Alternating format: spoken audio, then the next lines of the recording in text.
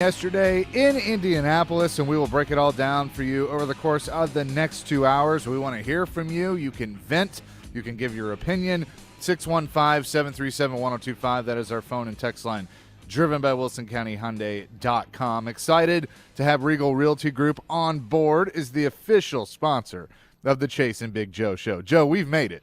We have, and now we got a sponsor. I love the folks at Regal Realty Group. Hunter Briley is a good friend. You know Hunter, Chase, so we're excited for them to be part of this journey. We're teammates.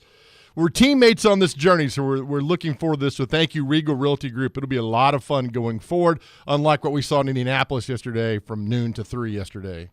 I know. I'm just frustrated. Like, I woke up this morning frustrated with that loss of because it was a game that they were certainly in. But the fact that they couldn't bury put it in the red zone, and then I think the defense just missed another tackle. Zach Moss just got a couple of more yards. I mean, I laughed at a tweet from our former program director and friend Ryan Porth. He said, "When did Zach Moss become LaDainian Tomlinson?" Oh, that's a good one. That's a good one, Ryan. Hold on. You said you woke up frustrated, and Dr. Crane said that he's been told there are pills for that. So. Yeah, that's true. Okay. I probably need those. So, yeah. Wait, what could – never mind. No, just for anxiety. Get yourself back going. It's funny. You watch that game yesterday, the opening drive for the Titans. They go down. They look pretty good. They get the Jeff Fisher hat trick there yesterday. They get the field goals and feeling good about themselves. But I don't know, man. And you said it about being frustrated about this football team. That was a question I want to put out there. What frustrates you about this football team? Because it's not one thing. There's got to be like 10 or 12. And the Colts, I think, tried to give that game away. Their quarterback goes down, who was looking really good, but then Gardner Minshew comes in and looks like Joe Montana yesterday afternoon. That's why they always tell you a backup quarterback is so important in the National Football League. You saw exactly why a backup quarterback is important yesterday, what Gardner Minshew did. And it's one of the Titans. You look at the mirror again and say, we're 2-3, we had our chances, and now we got to go, 8 billion miles over the pond to play a football game over there. And now they had 2-3. It's not a good situation. No, it's not. And I think the thing that, and maybe this is too easy of an answer, but I also feel like it's an accurate one, it's the inconsistencies. Because if you use one word to describe this football team, it's inconsistent. That's what they are. I mean, they'll have drives. Like they had a 12-minute drive yesterday that ended in a Tyjae Spears touchdown. That was a fantastic drive. Marched the ball down the field. He had a 19-yard run, scores a touchdown, and they're right there in this game. And then they'll have drives where they go 3 and out, or it stalls out when they get to the red zone or just outside the red zone and they settle for a kick. I mean, at least one thing that's been consistent is kicking. Since they brought Nick Folk in, we thought we were going to go through the kicking carousel again, and knock on wood, he's actually been a really good kicker for them to this point. But then you got the defense, and I'm waiting to hear from some people that when we talked about the defense going into the regular season, that, okay, the defense is going to be the right spot for this team, and that the defense is going to be able to keep them in games, and they're going to be able to maybe win some games for them.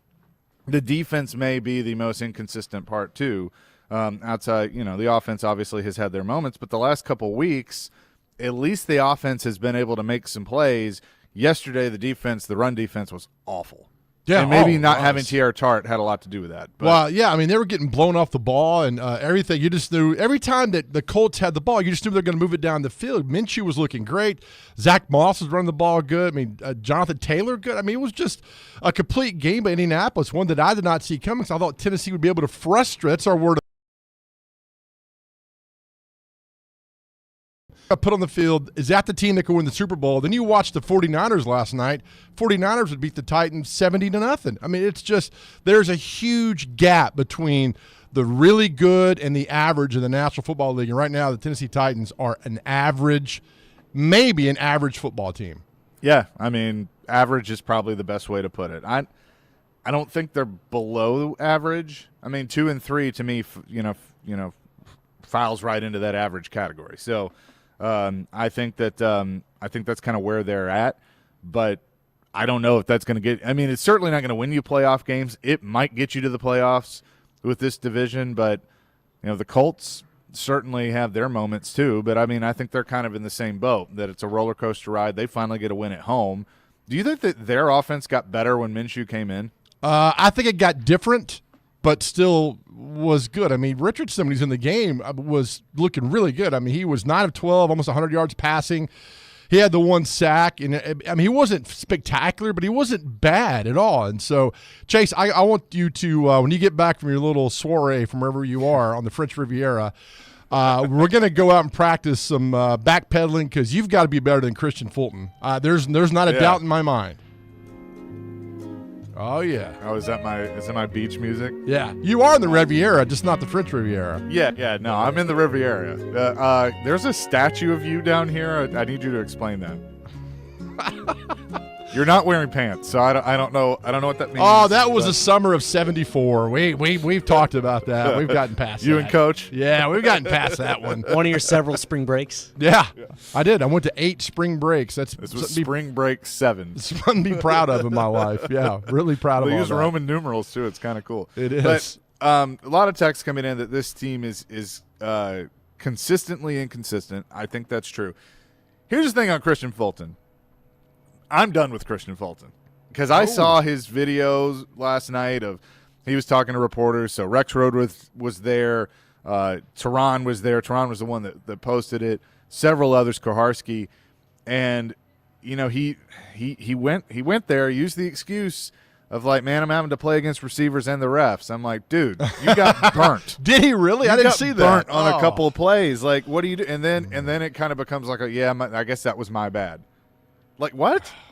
Oh, it's always good to bring out the ref, that part of it. When you're getting beat and you're not playing well, it's always good to blame something on the referees. Yeah, that's good. I'm going to do that at work, the officials too. in the National Football League are not good. Let's just call it what it is. They're not. They're inconsistent. But you know that. So you can't blame things on them.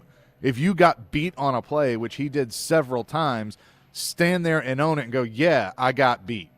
But he's not going to do that. No, not at all. You know, he's playing bad. But what's a solution? I mean, there's answers, but there's no solution for what they need to do. And now That's the problem. They don't have anything behind him. Right. Now they go face a very angry Ravens team who let one get past him yesterday in Pittsburgh. And not going to be easy over in London. And we'll see what happens. But just the fact that they go up there and just, more and more field goals, 3. Vrabel's got to know field goals aren't going to win the game. That's why he went for it on 4th and 1, which, by the way, I like the kind of misdirection call, but you're going to key on Derrick Henry the whole time. You're not going to get it. Why? The touchdown to Spears was fantastic. There were some great play calls there, but I don't know. This whole running up the middle and think because it's Derrick Henry's going to get the 1 yard or 2 yards, that's bad coaching, bad thinking, bad play calling. I think, I just heard Robbie and Rexroad close their show by saying this, and I agree with them. I think Derrick Henry left a couple plays on the field. And, we're not usually critical of him, and I'm not blaming him for the loss by any means, but I do think there were some runs that he probably will look at and go, man, I kind of wish I had adjusted a little bit on that. And also, I don't know if I'm just now noticing this or if it's taken the league this long to figure out. But they're going for his legs more and tripping him up, and that's really the only way to bring him down. But I feel like this year I have seen that a lot more.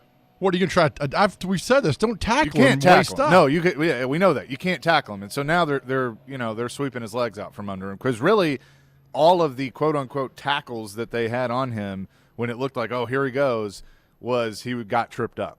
Yeah, right.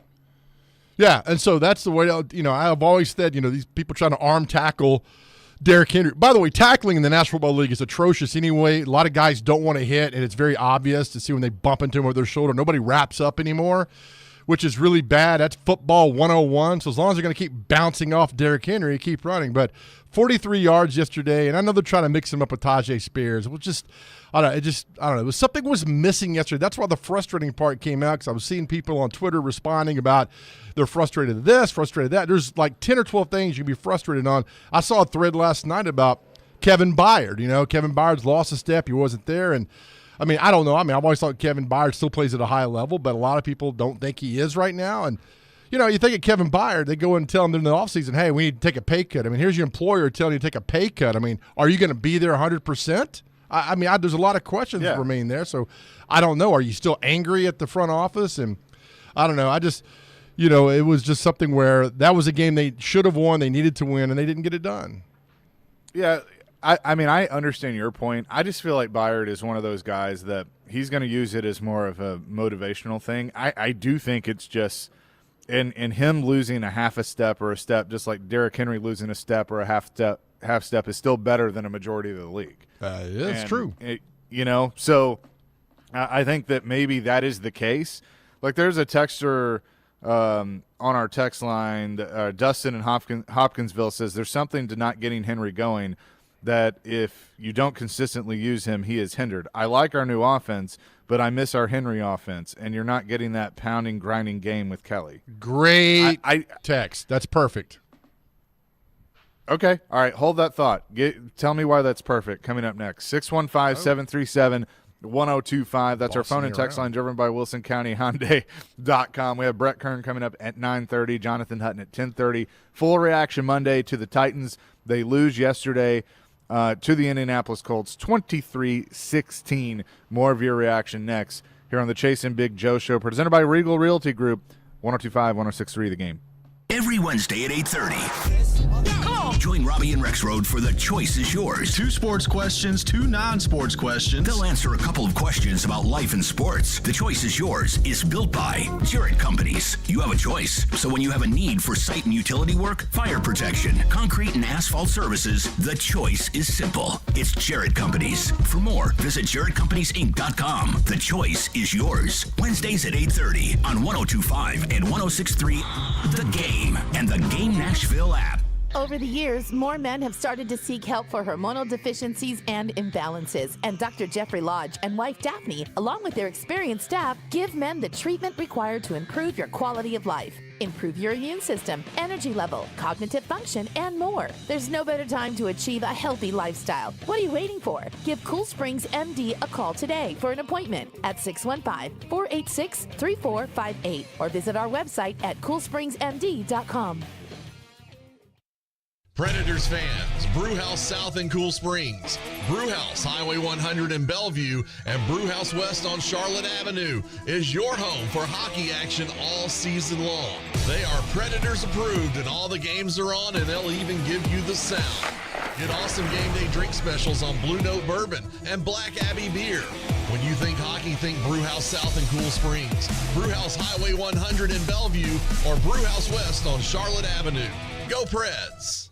Are you drowning in credit card debt? Want to get cash out of your home's equity? Loan Pronto can do it now in less than a week. Hey, Willie Donick here. That's right. Loan Pronto's Equity Express line of credit just got even faster. You can get $50,000, $100,000, even $200,000 in as little as 5 days. You don't even have to touch your primary mortgage. You can keep that 3% rate intact. Get just the money you need and pay off all those credit cards or get that home improvement project started. With this revolutionary program, you can access up to 90% of your home's value, and in most cases, there's no appraisal. Stop paying insane interest rates to the credit card companies and get tens or even hundreds of thousands of dollars in cash in as little as 5 days. Call Loan Pronto now for the even faster Equity Express line. 615-499-5780. That's 615-499-5780 or go to loanpronto.com. 615-499-5780. Equal Housing Lender, NMLS 1661781, subject to lender approval. Hey home buyers, TJ Anderson here with More Great Homes. Located just steps from the White Bridge Shopping and Dining District of Nashville's Hillwood neighborhood, 80 Brookwood Terrace offers 2 homes with over 4,300 square feet, 5 bedrooms, 4.5 baths, formal office, media room, a 2-car garage, and a 1-year builder warranty. Contact my team today at tjandersonhomes.com for more info. Want your home listing to be seen and heard by home buyers? Google TJ Anderson Homes and see why we are referred by clients so often. TJ Anderson Homes at Benchmark Realty, office number 615-432-2919. Blue Raider fans, your home for all the MTSU football and men's basketball action is on 93.3 Classic Hits and 95.1 Classic Hits in the borough. Catch the action all season long with Chip Walters on the call. Go Blue Raiders! Every day we are live and local. You need to give Ryan Tannehill a 2-year extension. There haven't been too many coaching changes for the Predators. And your source for Nashville sports. I think that's what the Titans need. Players who can score. We are Nashville's best sports talk. 102.5 and 106.3 The Game and the Game Nashville app. Sports talk, the next generation. Engage. You're listening to The Chase and Big Joe Show. Make it so. On 102.5 and 106.3 The Game and the Game Nashville app.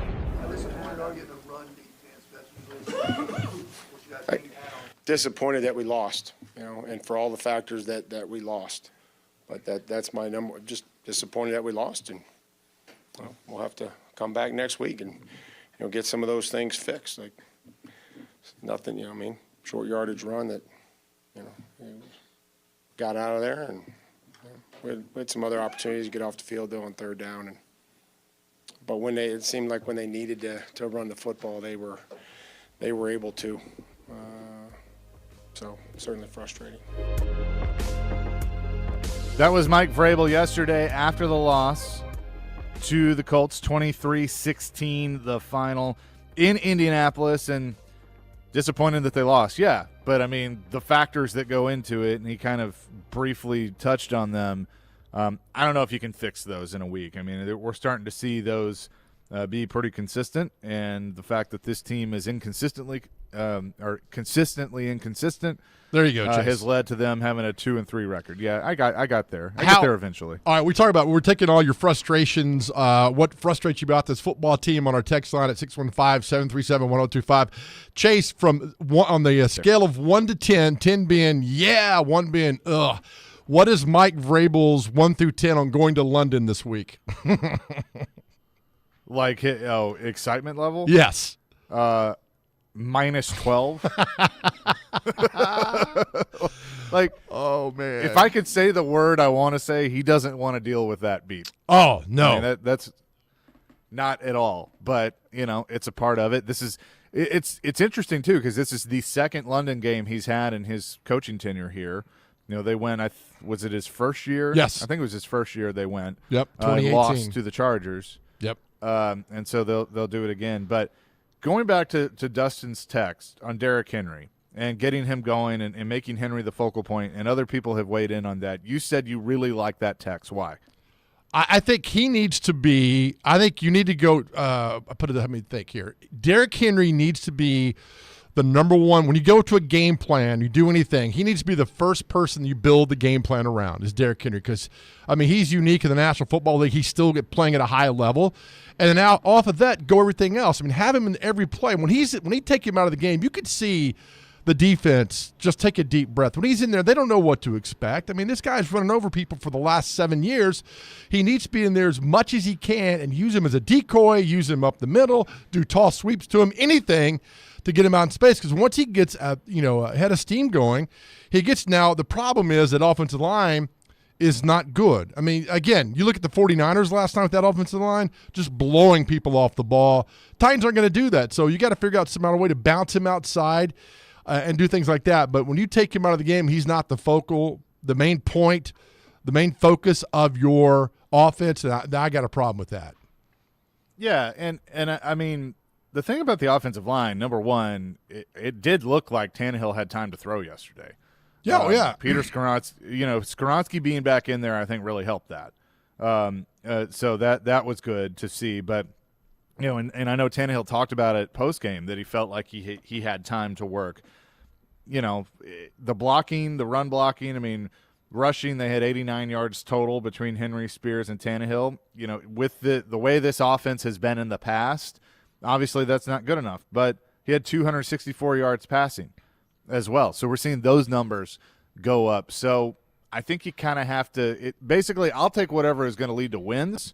That's really all that matters to me. But you kind of have to decide, well, do you want to be, old school and ground and pound and run the football and then have a stifling defense? Or do you want to have more creativity on the offensive side of the ball, which they've clearly shown that they have, with some of the plays that they're trying to run? They don't all work.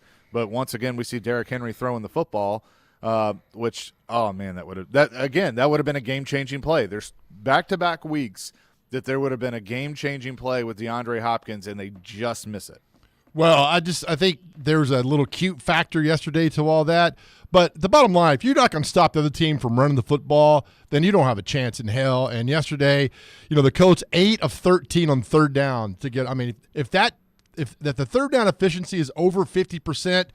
you're going to lose the game. Titans were 5-12 on third down, but the Colts 8 of 13 on third down, and you couldn't stop the run yesterday. So I'm not sure what the problem is. I mean, is that vaunted defensive line getting beat off the ball that bad? I know Simmons looked hurt yesterday for a little bit with that shoulder, but that's a problem there. And that was supposed to be, we talked about, that's one things that would keep this football team in every game with that defensive line and how good they're playing. The secondary is going to be suspect. But now you got all 11 like, all right, what's going on here? And for a team to get through with that many rushing yards yesterday is not good at all. I mean, it was really eye-opening to see this guy, Zach Moss, just run right through the football team. They had nearly 200 yards rushing yesterday. Yeah. That's amazing. In a football game against a defense that's supposed to be good, that's nearly 6 yards per carry. That's terrible. Just terrible. Yeah, and I mean, look, not having Teair Tart certainly hurt the defensive front because, I mean, he's run blocking or run defense is kind of his bread and butter. So that's a big one not to have. And then, as you mentioned, Jeffrey Simmons gets banged up during the game and didn't really look the same after that. And once again, it's like, are we going to be talking about Jeff Simmons having to play through an injury, which, you can't help that, but you certainly don't want to see that from your best defensive lineman. And really, he's the catalyst of the defense, the Derrick Henry of the defense. And he gets banged up. You mentioned Zach Moss, 165 yards rushing. Jonathan Taylor did make a couple of appearances in the game, making his season debut, six attempts for 18 yards. So nothing really crazy for him, but they didn't need him. I mean, why would you go away from Zach Moss when he was clearly the hot hand? Well, exactly. And, through 5 games, the Titans have scored 88 points. And so if you use my McGavick math, that's 18 points a game. They're only giving up 19 a game, but that's average in the National Football League. And I watched the Texans Falcons yesterday. I'm not saying the Texans are going to be world beaters, but I'm sorry. C.J. Stroud, it's not that bad. The Jags get a big win over Buffalo yesterday. That's huge. The Colts beat the Titans, and what's even worse, that's a division loss. Colts are now 2-1 in the division. Titans are 0-1. So that game also hurts there as well. But you got to regroup and go to Baltimore. Go to London and play Baltimore and hopefully get a win. And you can complain all day about injuries and this and that, but nobody in the NFL cares. Other 31 teams do not care how bad you're banged up. They don't care how bad your play action ain't working. They don't care. They want you to lose. And so 2-3, it's at the bottom of the AFC South in 5 games is no good. This is what Dustin says. No one knows our identity after 5 games. With Henry as a running back and Hopkins as a top wide receiver, this is a bad team in bad trouble, in my opinion. Yeah. I don't think it's a bad team. I think it's like the Patriots are bad. That's a bad football team. I think the Titans are just average. And average gets you 8-9, 9-8, 7-10. That's it, and that's all you'll be, and that's not good enough. Do you buy this one? 6651 says, me neither. I'm convinced that Bowen is fool's gold and that Schwartz is responsible for the defense's success the last couple of years. I disagree 100%. Yeah, I'm not buying that. Schwartz wasn't making the calls. I think Shane Bowen's fine. Yeah, I agree as well, and it's just a thing where, there's a lot of blame going around. I know it's got to be frustrating over there, but again, they've got 2 days. I listened to Vrabel. He's got Wednesday and Thursday, and they head to London Thursday evening. So by the time they get to London on Friday, hell, I drive from here to Bellevue, and I'm tired. And they got to go all the way to London. And, it's going to – Friday, you'd be like, where are we? And then Saturday, what's going on? And Sunday, play a football game. It doesn't set up well. But you know what? We've seen it before with this football team where their back's against the wall. You don't think they're going to do anything. They go out and they put together a complete game. But they need that complete game this Sunday. They do. And I'm sitting here, we're still reacting to the Colts loss. But what's going to be the conversation next Monday? Because to this point, it's been inconsistent. That's the word that we've used. It has been like 1 week, okay, they went. They destroyed the Bengals. Now, the thought can be what that. Is that? Is that a gigantic fly, or are you in a plane? What is that? It's a plane. Tell people where you are because they'll think we're getting buzzed at the studio. I'm on the beach. I'm in Destin. I'm on the beach. I'm literally in a cool little picnic area by the beach. Okay, what was that just buzzed by? Was that Maverick was a plane. buzzing the tower? Yeah, it was a Maverick. Good Lord. It was Magnum. Okay. Magnum in the helicopter. It wasn't a helicopter, but yeah, it was a plane. It was just all right. Just making cruising sure along you're the okay. coast here. No, I'm good, man. We're good. Okay. Just So checking in I on mean, you. are the Ravens inconsistent enough where they're going to lose 2 in a row? I don't think so. I think they're going to be pissed off when they go to London. That team can't score either.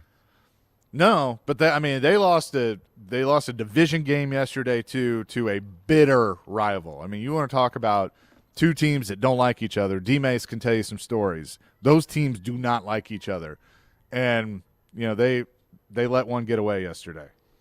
Yeah, absolutely did. Kenny Pickett and George Pickens with the score late in the game, and the Ravens. You look at them; they pound the Texans, beat the Bengals, lose to the Colts, destroy the Browns, and then lose to the. They're probably a football team that's a little bit better than the Titans, but we'll see on Sunday. Scoring 10 points. They're up and down too, so it's like the Titans will be playing themselves on Sunday because it's a team that eerily looks like them. Although the Ravens are 3-2, or the Titans are 2-3. Did you write this text? If the Titans were a casino, they'd be the Garbaggio. I don't even know what that is. No. Bellagio, Yeah. Oh, I got it. 8472. That's nice, buddy, on that. That's good. Your buddy Raymond just texted in. What does he got to say? It hadn't popped up for me yet, so I don't know. Oh, that's what she said. Oh, here we go. Let's go Steelers. Yep. That's what he said. Gotcha. He got you on that one, Chase. Got you. Coming up next, Shut Brett you down. Kern. Shut me down for sure. I'm going to go see what the plane's doing out here. And coming up next, we'll talk to Brett Kern, former Titans punter. He knows a thing or two about the London trip. We'll get his thoughts on that and what he saw yesterday in the Titans loss. It's the Chase and Big Joe show. We are presented by Regal Realty Group here on 102.5, 106.3 The Game. Nashville's radio version of The Odd Couple. You would trade for the third pick? Yeah, I don't know that I would do that. Robbie Stanley and Joe Rexrode are Robbie and Rexrode. I'm here for the discussion. I'm not. It's a good one. It's absurd. Robbie and Rexrode. Mornings from 6 to 9. Win the games. When they get in the playoff, they'll have a chance to. Presented by TJ Anderson Homes of Benchmark Realty on 102.5 and 106.3 The Game and the Game Nashville app. The holidays are a time of celebration and Thanksgiving. It's a time to host friends and family in your home to enjoy good food and good times. The last thing you need is an unexpected issue. If you're planning a gathering this season, take a few minutes to bring out the home experts from Lee Company. For heating, plumbing, electrical, and all your home improvement needs, Lee Company has you covered. Visit LeeCompany.com today and schedule your first appointment online. Lee Company, all you need. This is Chris Sanders, former wide receiver for the Tennessee Titans. In football, sometimes we add new plays to the playbook to prepare for our next opponent. That's what boosters do to our immune system. They keep us game ready and our bodies healthy. I chose to get boosted and stay prepared and game ready. Make sure you're up to date on your shots. Talk to your doctor. Find out if you need to get boosted and make the decision about your health. Gear up, Tennessee. Go to vaccines.gov to find out where you can get boosted today. I bought jewelry in New York, I bought jewelry in LA, I bought jewelry in South Beach, I bought jewelry internationally. Business owner Adam Rothberg knows jewelry. And of all the stores he shopped over the years, his number one place to go, it's right here, Genesis Diamonds. There's not a real big reason to go visit a lot of other jewelry stores. Everything that you hope to find everywhere else, you may get bits and pieces of it from others, but you come here and it's a one-stop shop. It's everything that you need to have. From the largest selection of GIA certified diamonds to the top designer brands in the world to a stunning selection of luxury pre-owned Rolexes. You really don't need to go anywhere else. Quality of the pieces, obviously a large selection, a selection that fits into a lot of people's budget, and then obviously good counsel and good advocacy for the people that work here that actually know the pieces and know the jewelry business. And who aren't paid on commission. They're not pushy. No hard sell. All this plus the strongest warranties and guarantees in the jewelry industry, plus nationwide price protection and free service for life on any purchase. Service you get from Genesis is second to none. Come discover the store that's got it all. Genesis Diamonds, Green Hills and Cool Springs.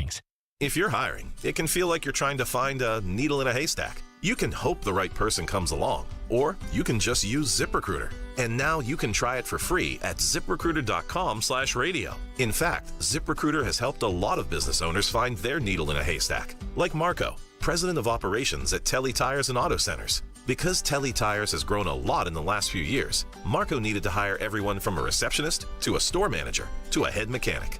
ZipRecruiter helps me find all the right people, even the most difficult jobs to fill. ZipRecruiter helps me keep my business running. Take it from Marco and millions of other businesses who've used ZipRecruiter. ZipRecruiter can help you find the needle in the haystack. See why 4 out of 5 employers who post a job on ZipRecruiter get a quality candidate within the first day. And right now, you can try ZipRecruiter for free. That's right, free at ZipRecruiter.com/radio. That's ZipRecruiter.com/RADIO. ZipRecruiter.com/radio. ZipRecruiter, the smartest way to hire. Hey, we love to hear from you. Give us a call on the phone line, sponsored by Wilson County Hyundai. Yes, I'm looking for a friend of mine. Last name Jazz, first name Hugh. 615-737-1025. Hugh Jazz. Chase and Big Joe are on 102.5 and 106.3 The Game.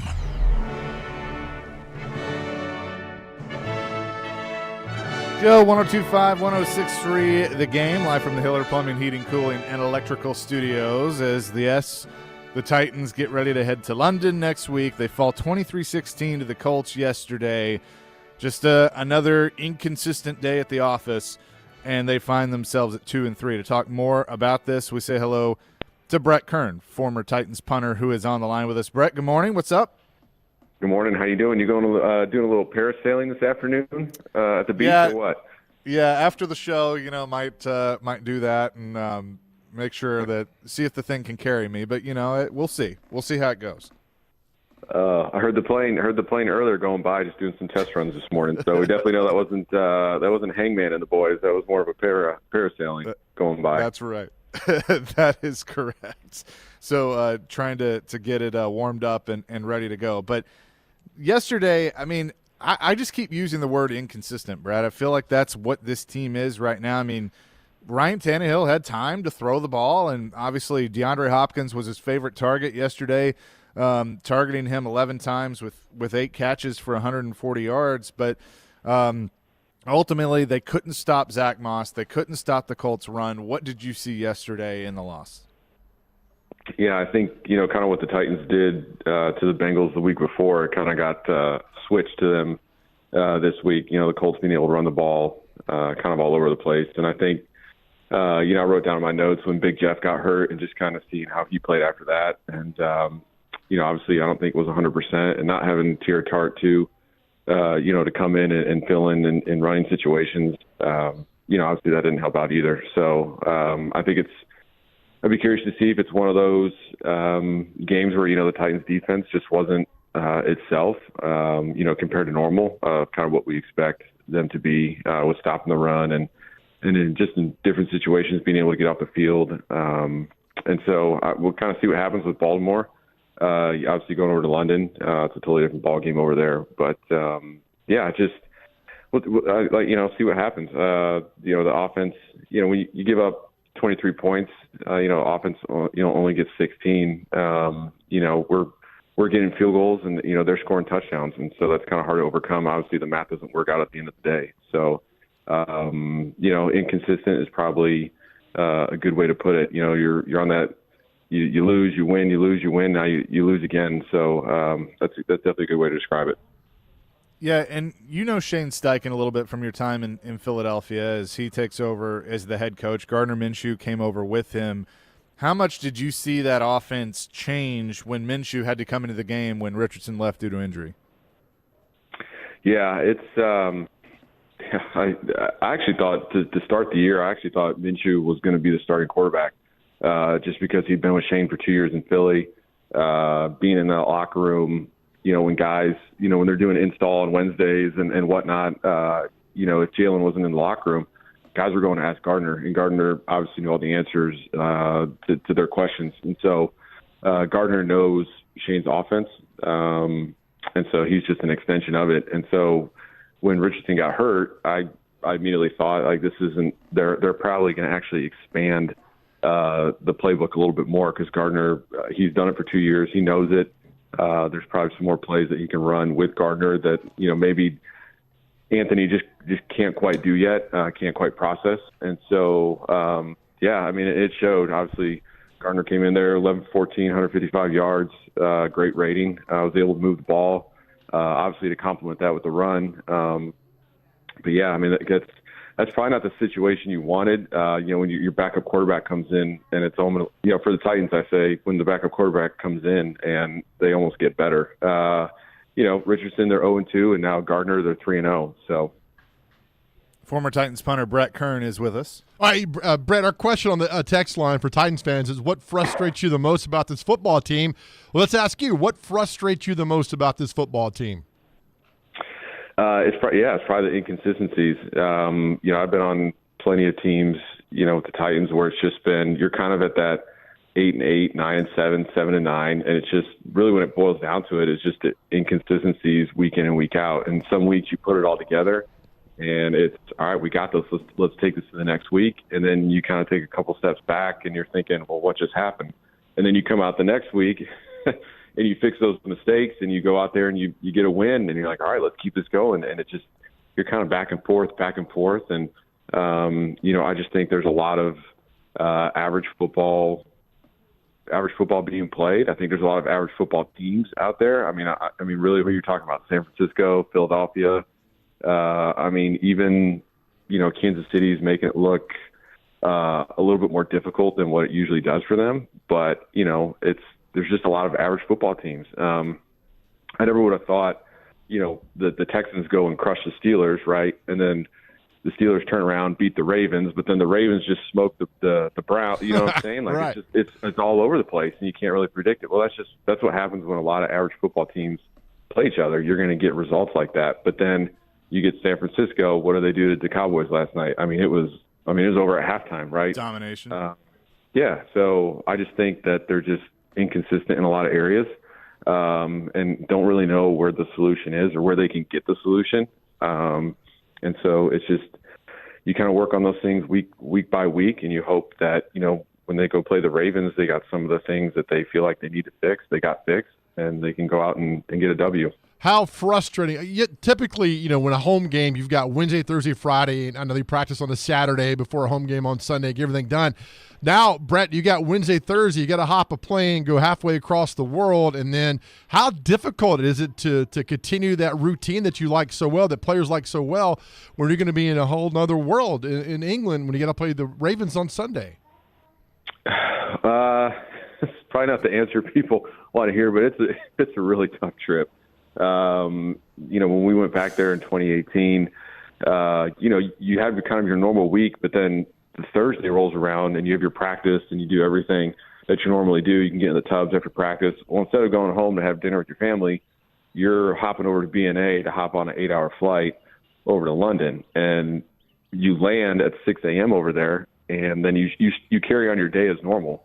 It's not like, hey, we land at 6 a.m., it's really like 2 a.m. over in Nashville. Like, I'm going to go get a nap. No, it's you land.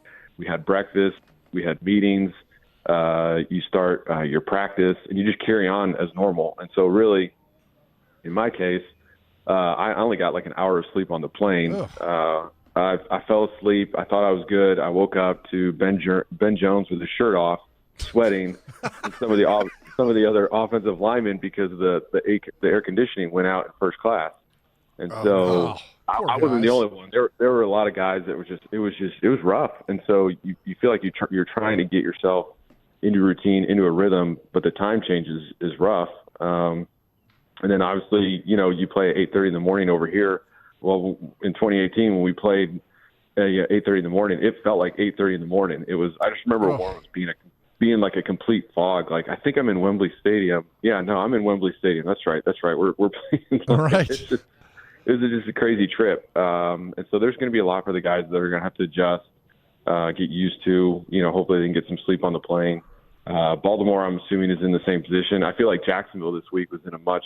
They stayed over there the whole week, right? Yeah. So I felt like you could tell that they were used to it. They were in a rhythm. They felt good. And Buffalo was, kind of a little discombobulated at times. And so it makes a huge difference. But I think both teams having to go over there on Thursday is going to be going to be a challenge. Let me ask you this. Why not go over? I know years ago when the 49ers came and played you guys at Nissan Stadium, they left immediately after the game for London. Why not go out last night or go out today and get over there and get acclimated?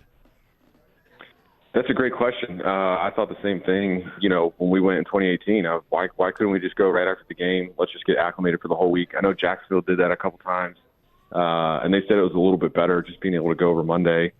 You kind of get acclimated Monday, Tuesday, Wednesday, and by the time Thursday rolls around, you're kind of like, all right, here we go. We're on London time, and we feel good. We feel like we're in a routine, in a rhythm. So that's a great question. I don't know. Maybe it's too expensive. I don't know if you want to go over there for a whole week. I don't know, but that would definitely be the way I would prefer to do it if I was going over to London.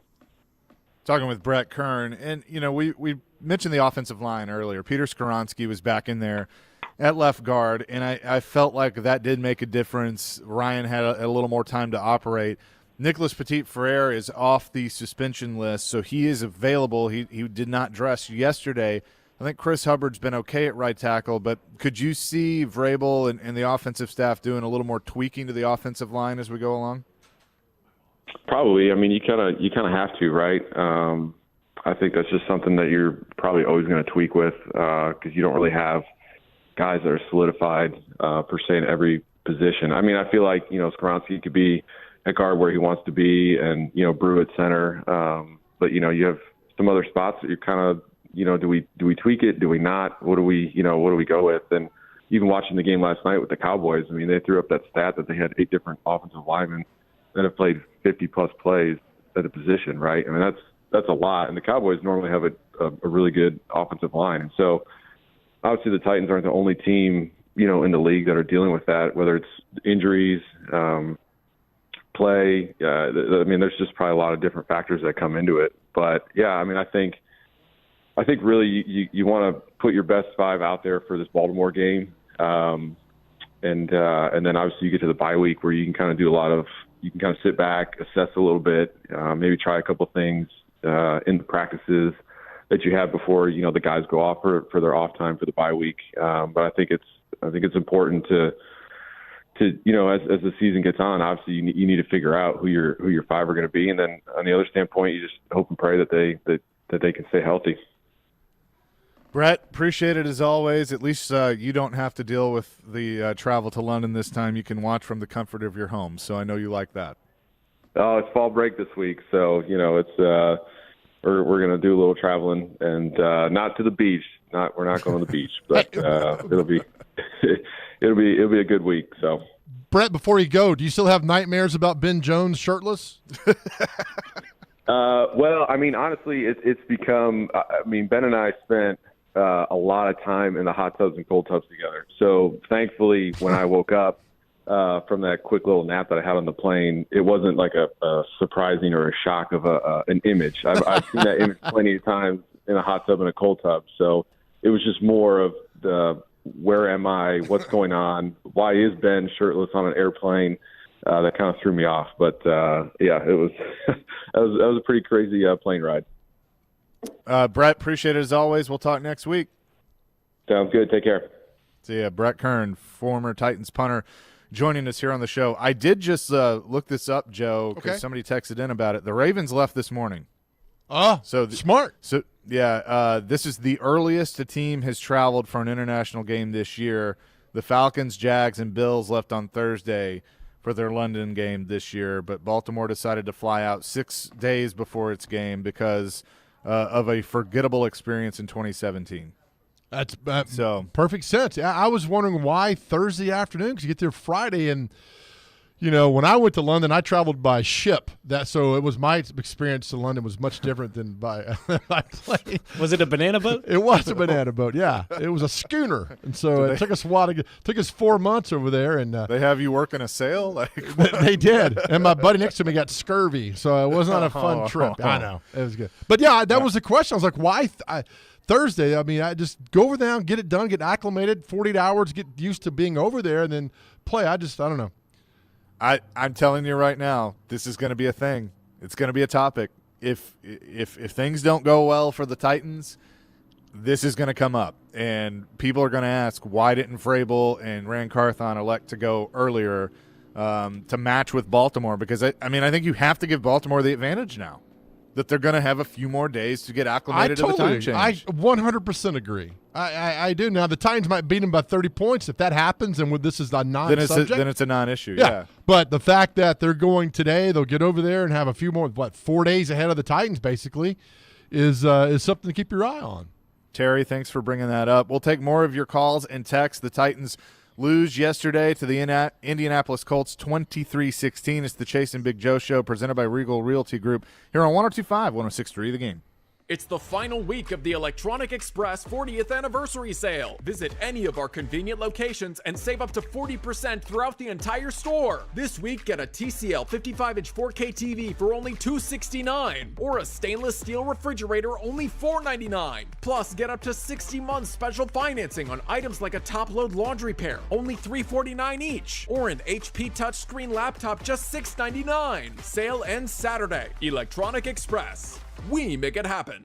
Pella Windows and Doors of Nashville invites you to support Breast Cancer Awareness Month by donating to Breast Cancer in Action. BRA's mission is to empower breast cancer survivors physically and emotionally by creating inclusive communities where all can grow in strength, resilience, and joy. Find it in your heart to donate by going to info@bragroups.org. Pella Windows and Doors would also like to thank their sponsors of their Putt for Pink Customer Appreciation event: Binks Lodge, the Nashville Predators, Apio Media, Little House Animal Hospital, Mid-10 Ford, and 102.5 The Game.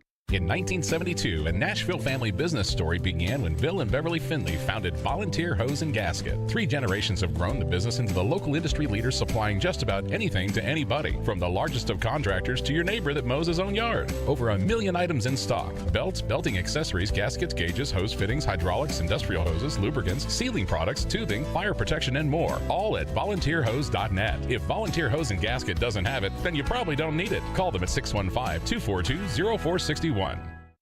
Teddy's Tavern, downtown's newest bar with an old Nashville feel, is conveniently located across the street from Bridgestone Arena and just blocks away from the pedestrian bridge. Get a taste of the new brunch menu to fuel your Titans Day pride on game day. Pre-game specials from 9 a.m. till kickoff when the Titans play at home include 2-for-1 draft beers, mimosas, and Bloody Marys. Teddy's Tavern is where you want to be before every Titans home game, so come downtown early and meet me at Teddy's.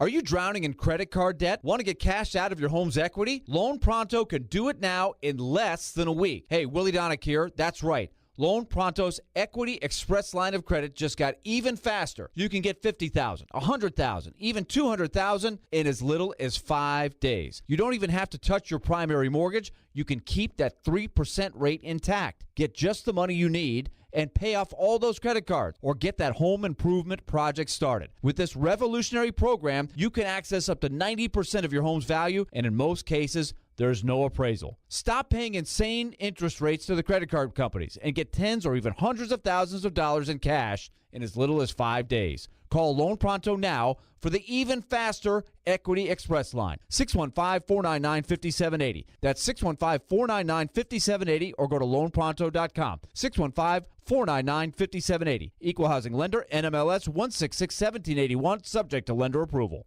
Vanderbilt football lives here. This Saturday, it's Vanderbilt and Georgia from First Bank Stadium. Kickoff at 11 a.m. Coverage starts at 9:30. Your home for the Commodores is 102.5 and 106.3 The Game and the Game Nashville app. You're listening to the Chase and Big Joe Show. I could pull a better cartoon out of my ass. Hey, whoa! Wasn't that great, kids? On 102.5 and 106.3 The Game and the Game Nashville app. Yeah, I don't think it's been a thing all year or anything. I'd have to take a look at the numbers, but I feel like we've been pretty efficient down there. Got touchdowns when we've got down there a good amount of the time, but today that wasn't the case. That was Titans quarterback Ryan Tannehill on the red zone and just not being able to put the ball in the end zone, settling for some field goals as they lose yesterday to the Indianapolis Colts 23-16. Chase and Big Joe Show presented by Regal Realty Group. Excited to have them on board with us as the official show sponsor, which basically tells Joe and I that we've made it. Big time. We're in the big time. A lot of so people want to hop on the train, and Regal Realty's like, we're first. And like, come on, man. So thank you, Regal Realty Group. Fantastic people over there. Hunter Briley, a good friend of ours, you know him for a long time. They do great work in the community as well, not just with real estate and mortgages and everything else. So welcome to the team, Regal Realty Group. By the way, very, very excited to have them. By the way, Chaser, we're getting a lot of response to why the Titans aren't leaving till Thursday. That's kind of organically took off on its own. And even, when you got Brett Kern, like, I don't know what that decision's about. When he's kind of justifying our nonsense, it makes us kind of feel good. Like we've hit on something today. So I don't understand why, if the Ravens are leaving today, they've left this morning, why the Titans leaving Thursday afternoon? My guess is Vrabel's going to be asked about that today. When he speaks at noon, I guarantee you somebody's going to bring that up. Hey, Baltimore left this morning. Why are you waiting until Thursday? And I hope he says, why do you care? I hope he starts I'll be answering curious questions. Of how he answers it because I can tell you this. If he's pissy Vrabel about it, like, that's not going to help. This is going to be what we talk about all week. And we're not going to talk about the game. We're going to talk about, okay, is this another questionable coaching decision by the head coach of allowing your opponent to leave 6 days before the game, and you're going to leave 2 days, essentially, is what it is. Well, I asked the question, how long does it take? And we got to respond. It takes at least 2 days to acclimate yourself to getting over there. So there's your Friday and Saturday. I mean, I don't know. Again, if they win by 30, we've made a whole lot of something out of nothing. But if they lose by 30, that could be a factor in the game. Yeah, and look, you and I are not finely tuned athletes by any means, but I know for me, when I go to Vegas and it's a 2-hour time difference, like, I feel it. There's time to acclimate. Like, and then by the time I leave, I'm used to it, and I got to get used to being back here or back in Nashville again. So, 8 hours or that's the flight, I guess. What is the time difference? Is it 6 hours? Is it maybe 6 or 7? 6 hours. 6 hours. 6 hours? Yeah. So that's asking a lot. Yep. To acclimate to that, and then go and play a football game. Yeah. And the fact that totally Baltimore, and in the article that ESPN has out there, Harbaugh basically says that we kind of learned from before. He said it's mostly driven by the fact we didn't do well, so we did the opposite. There's no data, and we looked for it to say when you should go out there and what's the ideal thing. I'll say this in kind of jest. What's the science on that? As often is the case, they really don't know. That's just the way it is. That was John Harbaugh. Okay. Well, I mean, there you go. You learn from experience. I don't know what happened in 2018 with the Titans when they left, later in the week to go out there. I just thought all the teams left that Sunday, that Monday. I know the 49ers, when they played here in 2013, I think it was, instead of going back to San Francisco, they just went ahead in London. I understand all that, but I would just hop on a plane, get over there, get acclimated, and then do everything you need to do. Now, you come back here 2 days on Wednesday and Thursday of practice, hop on a plane, and then, as Brett was talking about, hour or two sleep maybe, and then go full bore on Friday. It's just, I don't know. I'm trying to wrap my head around why. So here's what I want to know, and I would love for somebody to ask Vrabel this too. Sure. Today. Does Baltimore have to disclose to the Titans when they're leaving? Or can they use it as a competitive advantage? Is there something with the rules, with the PA, with the league, that they have to inform the Titans, hey, they're going to leave Monday as opposed to Thursday? That's actually a very good question. One I had not thought about. That's actually a very good question of when are you going to do it? I don't know. Is Vrabel being hard-headed and go out there? I just really, people are weighing in left and right about this. They're trying to wrap their minds around it too, and same here. Because if the answer is no, they don't have to disclose that, then that does change this conversation. Like because as ESPN points out this year, the Falcons, Jags, and Bills all left Thursday before their London game. Now, Jags played back-to-back weeks, so they just stayed, which makes a ton of sense of why you would do that. And so clearly they had an advantage yesterday because they had been there for over a week. But I would wonder if something like this, my guess it would be more of the PA than anything, would say that, yeah, you have to disclose when you're leaving so that there's not some sort of competitive advantage. But if that's not a rule, if that's not the case, and you can just kind of leave wherever you want, you don't have to tell your opponent, then it kind of is what it is. It is. The coach, Reggie Grimes, weighing in, says at least 2 days, man, we're toast. And then Bonafide Bro says, I traveled to Dublin in 2020 for 7 days, 10-hour flight. I finally got acclimated on day 6, finally felt right as I was getting on the plane back to Orlando. Should be leaving today or tomorrow at the latest. If they don't, I really don't want to hear excuses about jet lag. Amen. Yeah, you're right. I mean, I think it takes the excuse out the window. Jeff says maybe it's not Vrabel's decision. Possibly the owner doesn't want the cost. I mean, that could very well be the case. Runs the organization. Do not tell me that Mike Vrabel sits idly by and gets told what to do. I will not believe that at all. He runs that organization, at least on the football side. Sure, if Vrabel went to Amy and said, hey, because here's the other thing. He's done this before. They've done this trip before. And so he could go to Amy and say, hey, listen, we left Thursday last time. I'd like to leave Tuesday. I feel like we need a couple more days to get acclimated. Guess what? She'd do it. What's she going to say? That's going to cost us $22,000. No, she would as say she's worth $3 billion. Yeah, she would say, I want you to do what's best for the football team, Mike. Go ahead. That's what would happen. Yeah. So, I don't know. I hope those things come up today. I have a feeling that they probably will, but I'd be curious of his answer. We'll continue your reaction, the discussion. Titans lose yesterday 23-16 to the Colts. They fall to 2-3 on the year before they head to London to take on Baltimore. We'll also look around the league yesterday. We'll have to get into some college football here in a little bit too, because there were some wild endings over the weekend.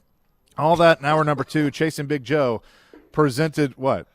I'm just laughing at tweets coming in. Oh, okay. I said something last night. The Giants are on Sunday Night Football next week, right? And I said the Giants are on TV more than Morgan and Morgan. And now I've got Bart Durham and Morgan on my Twitter feed. So I don't know what to do. But the Giants are on TV every week and they're terrible. Well, you know what I say to those two companies? If you'd like to advertise on the Chasing Big Joe show, everybody else together at CromwellMedia.com. Yeah, absolutely. Including our brand new sponsor, Regal Realty Group. Excited to have them on. Chasing Big Joe, 102.5, 106.3 The Game. He breaks down every game. The players are still going to be fine. And knows the ins and outs of the two-tone blue. They deal with their own position coaches. He is ESPN NFL Nation Titans reporter Teron Davenport. It's clear what he's doing. TD joins every Monday at 1, Thursdays at 3, Friday mornings at 8, and anytime on the Talkin' with TD podcast. I think that's really cool how he could show both sides. TD is on 102.5 and 106.3 The Game and the Game Nashville app. ElectronicExpress.com. We make it happen. All of us at 102.5 and 106.3 The Game want to recognize our active military, veterans, first responders, and educators with the playing of our national anthem. Oh, say, can you see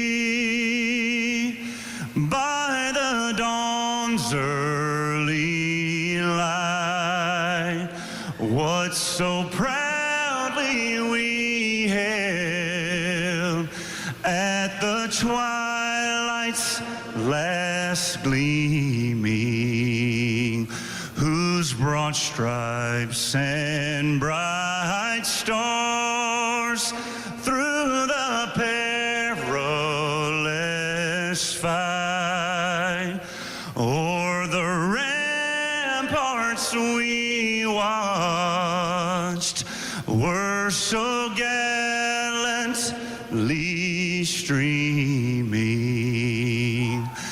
and the rocket's red glare, the bombs bursting in air, gave proof through the night that our flag was still there.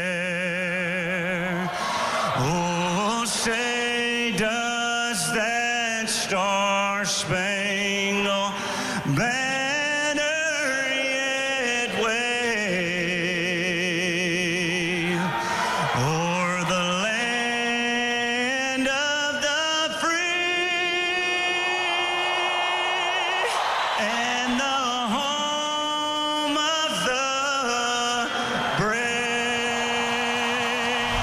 This is 102.5 and 106.3 The Game.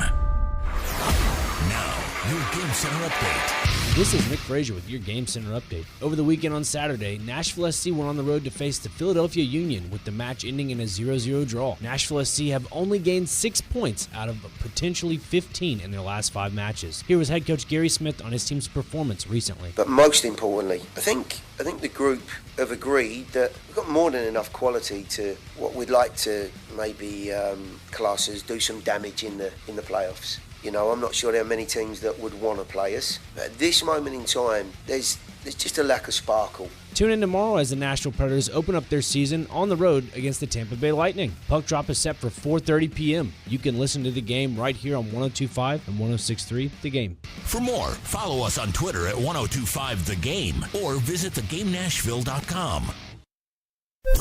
Live from the Hiller Plumbing, Heating, Cooling, and Electrical Studios. WPRT FM Pegram, WPUC HD2 Laverne. Nashville's exclusive home for the Nashville Predators. 102.5 and 106.3. 79-52 Vanderbilt. I think he's going to coach up by Cheryl. You're going to see more moves. The Game. A Cromwell Media Station. Let me talk to you. Talking what's important to Nashville. Sweet mother of God, what is the holdup? This is the Chase and Big Joe Show. Well, Lottie frickin' God! With Chase McCabe and Big Joe Dubin. Good, great, grand, wonderful.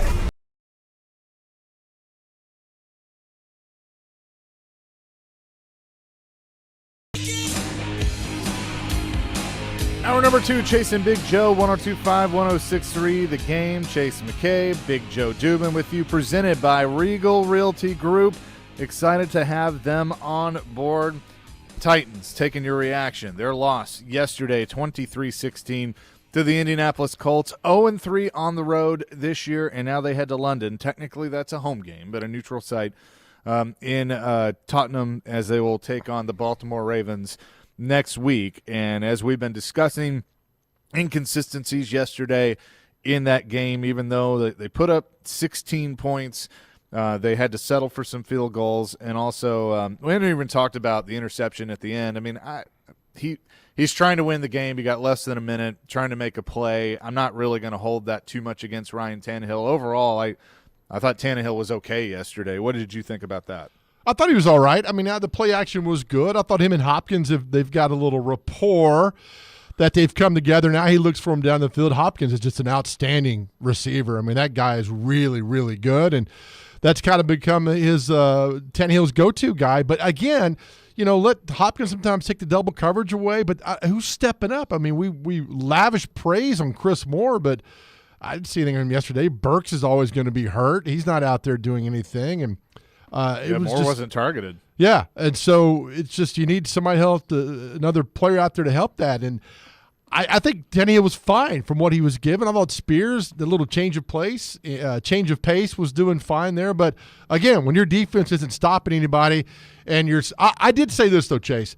You know, I hate field goals. I absolutely hate. You're not going to win field goals, but when the Colts did not kick a field goal at the end of the half. There are times when you can kick a field goal. It's okay. At the end of the half, kick a field goal. I don't know what he was trying to do. That was a dumb play call to some big fat lineman like me trying to catch a pass out in the flat. Stop doing that. Just kick the field goal. You got your 3 points. You go to halftime, a little momentum. Then they go in halftime like, what's going to go on? We should have got that. And then at the end of the game, you're up 23-16. You don't have to worry about if they score a touchdown, and just don't let them get down there. You know. And so, I'm sorry, they've been up 26-16 had they kicked the field goal. But I mean, that's Jeff Fisher-Palooza. I mean, you had, 5 field goals in that game yesterday? 6 field goals in the game, whatever it was.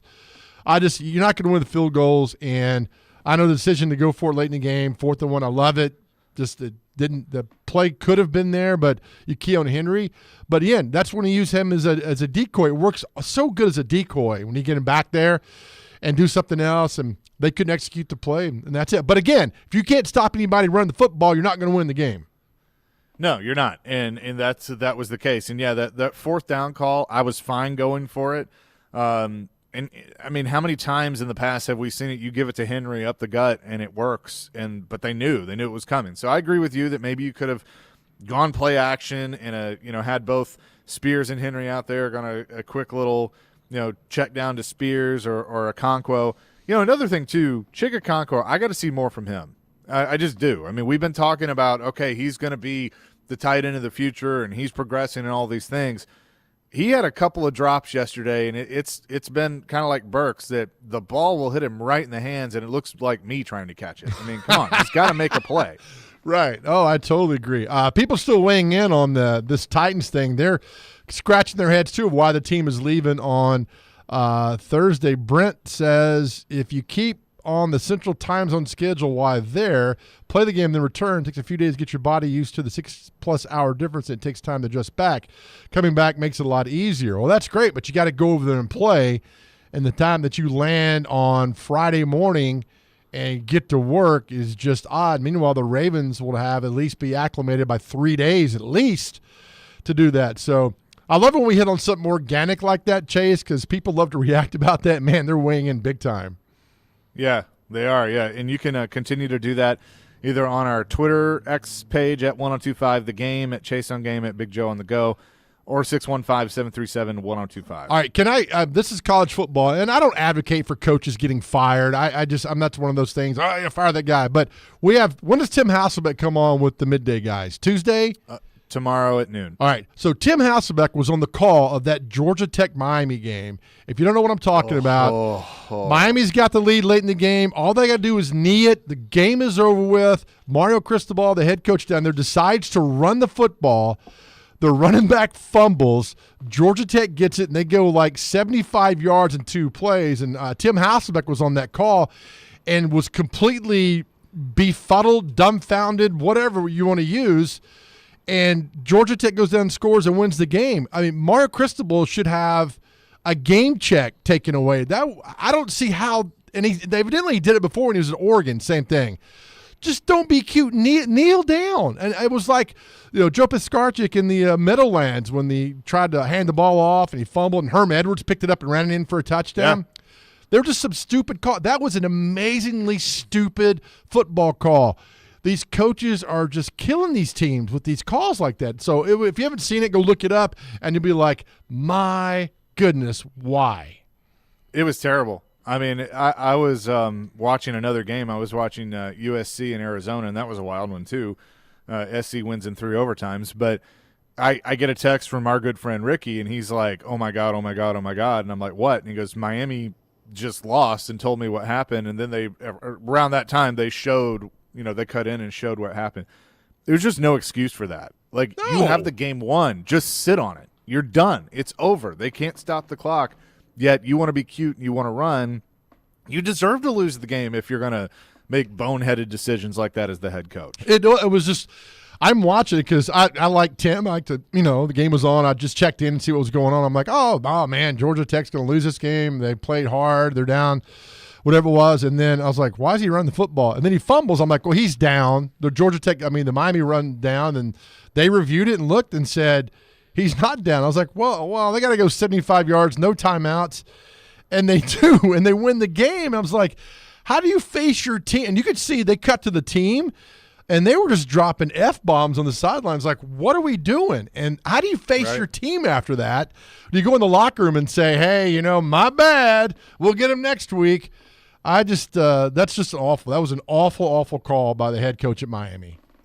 I would love to know, what the relationship is like, especially between, the seniors and the leaders and stuff and the head coach, Mario Cristobal, on that team. Because if I'm one of those senior leaders, I'm getting pretty, just real with him and going like, dude, what are we doing? I get it. It's your call. But, that was a terrible call. Well, not only that, Chase, but you got to, when you stand up there and ask why, what do you say why that you did that? I don't get it.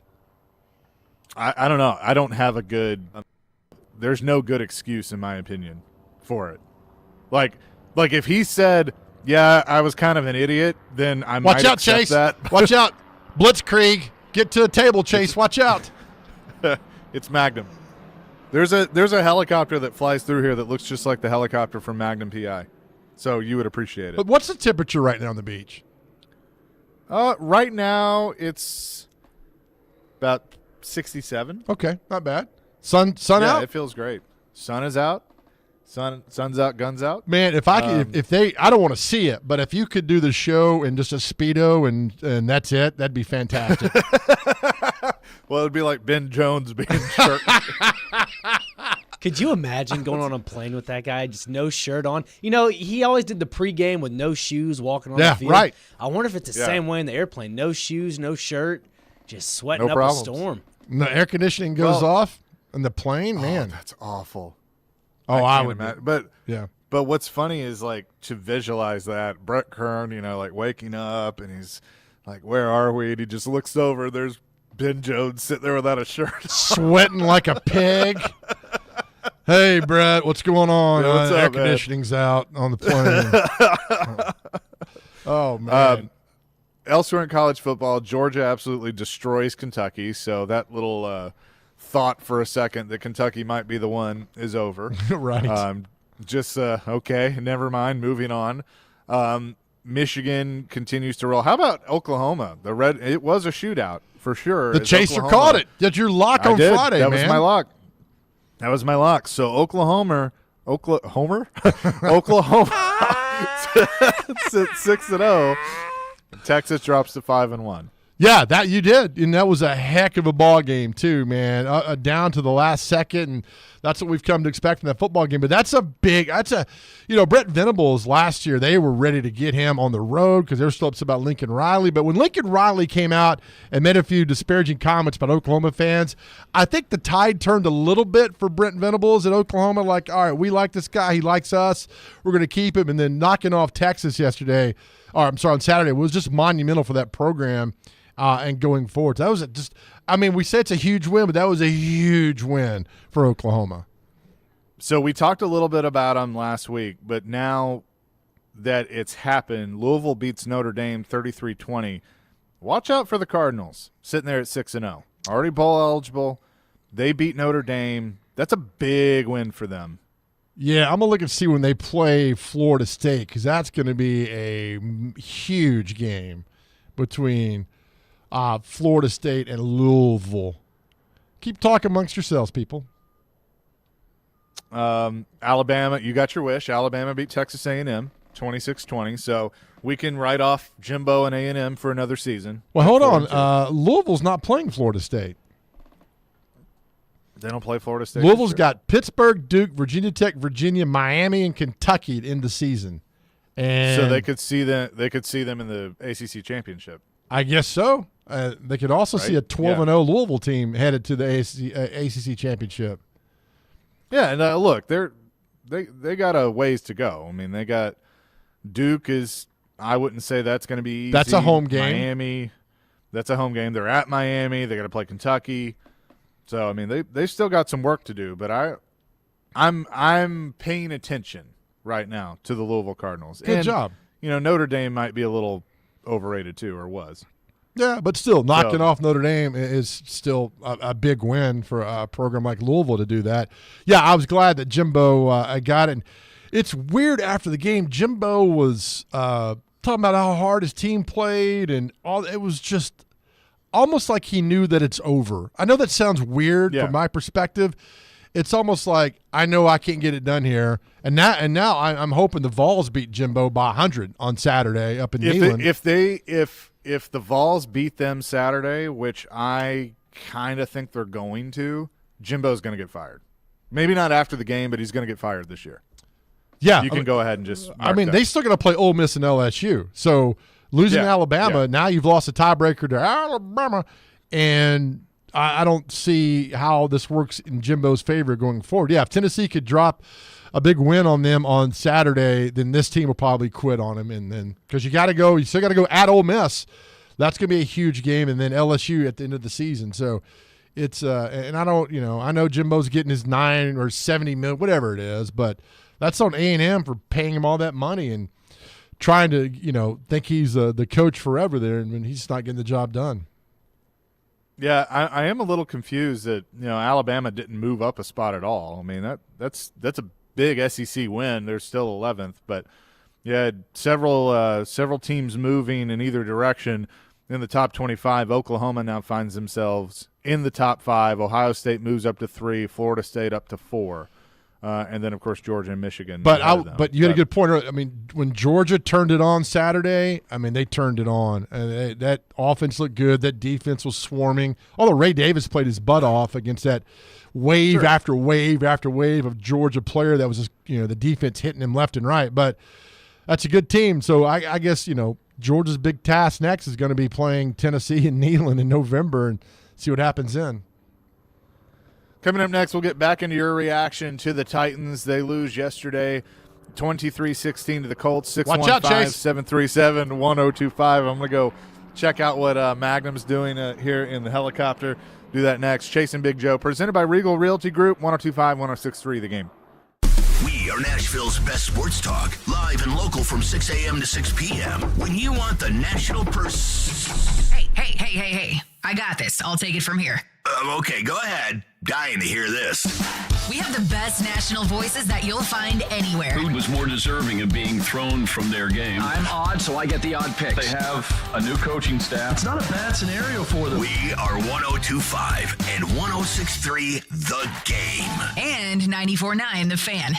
Smashville Predators hockey is back, and you don't want to miss the biggest party on Broadway as we celebrate 25 years of Smashville all season long. Get your tickets now for opening night on October 12th as your Nashville Predators face off against the Seattle Kraken. Secure your seats now for the home opener at NashvillePredators.com/single-game-tickets. That's NashvillePredators.com/single-game-tickets. Let's go, Preds. Attention all fire protection, commercial plumbing, and HVAC experts. Jarrett Companies are looking for experienced field technicians like you. Tired of working for your large corporate employer? Work for a company where you're more than just a number. Jarrett's Fire Protection, commercial plumbing, and HVAC divisions are owned and operated by Nashville natives who want you to grow with their amazing team. Hi, I'm Jason Jarrett, owner of Jarrett Companies. I'm looking to hire experienced experts and will offer a sign-on bonus of up to $5,000 for certified professionals. In addition to our great benefits that include a 401k match, PTO, and top pay with annual bonuses, we'll also provide you with top-of-the-line tools, trucks, and equipment that you need to grow your career. Our customer base is large and our business is booming with many opportunities for advancement. Give us a call or go online to JarrettCompaniesInc.com and apply today to become a member of our family and protect our community. That's JARRETT CompaniesInc.com. Jarrett Companies, where we are above and beyond industry standards. Green Trees Company Dispensary and 102.5 The Game want to send you to see Kiss at Bridgestone Arena October 23rd. Keep listening to Nashville's best sports talk for your chance to win tickets to see Kiss on their End of the Road tour, courtesy of Green Trees Company Dispensary. Vanderbilt football lives here. This Saturday, it's Vanderbilt and Georgia from First Bank Stadium. Kickoff at 11 a.m. Coverage starts at 9:30.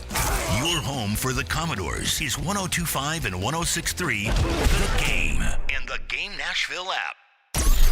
This is the Chasing Big Joe Show. I wish you could just shut your big yapper. On 102.5 and 106.3 The Game and the Game Nashville app.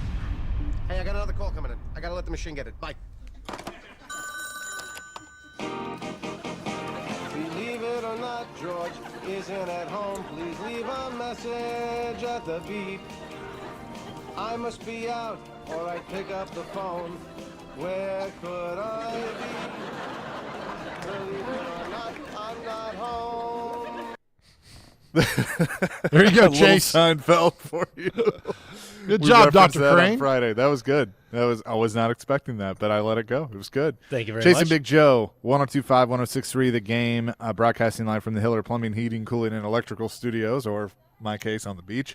Presented by Regal Realty Group. A lot of people reacting to this the end of the Miami game on our text line, 615-737-1025. Also, take your Titans reaction. What do you think about this? You played college football.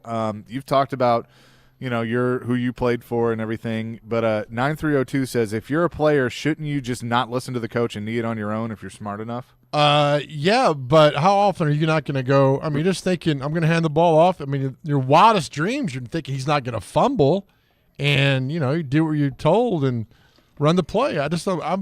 My question, why not just? Are you having a drink there, Chase? Why not? Why not just kneel it and be done with it? I don't get it, and nobody else. Well, everybody's weighing in. They don't understand either, and it's just it's an awful call. The major team. I mean, I know you fumbled the ball game. I know there's some blame on the running back that fumbles on it, but he shouldn't be put in that situation to begin with. No, you just sit on it. It's done. It's Game's over. But that, I mean, think about the ramifications for that call for the rest of the season.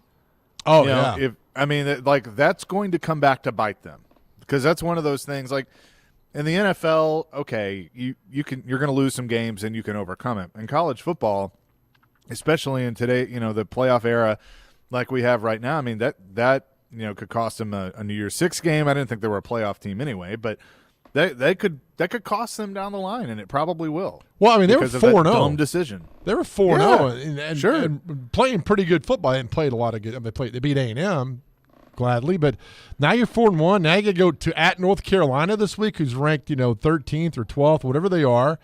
Doesn't get either. North Carolina, Clemson, and then Florida State later on, then Louisville later on. It just bad. I mean, and now you've got your team. You're sitting 0-1 when you should be 1-0 in conference play.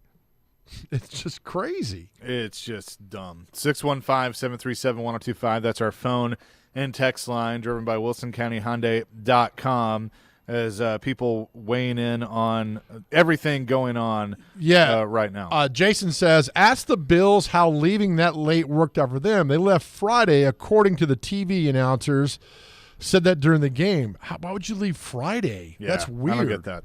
And that resets our topic from earlier. Baltimore has elected to head to London today. They left this morning. The Titans are going to leave after practice on Thursday.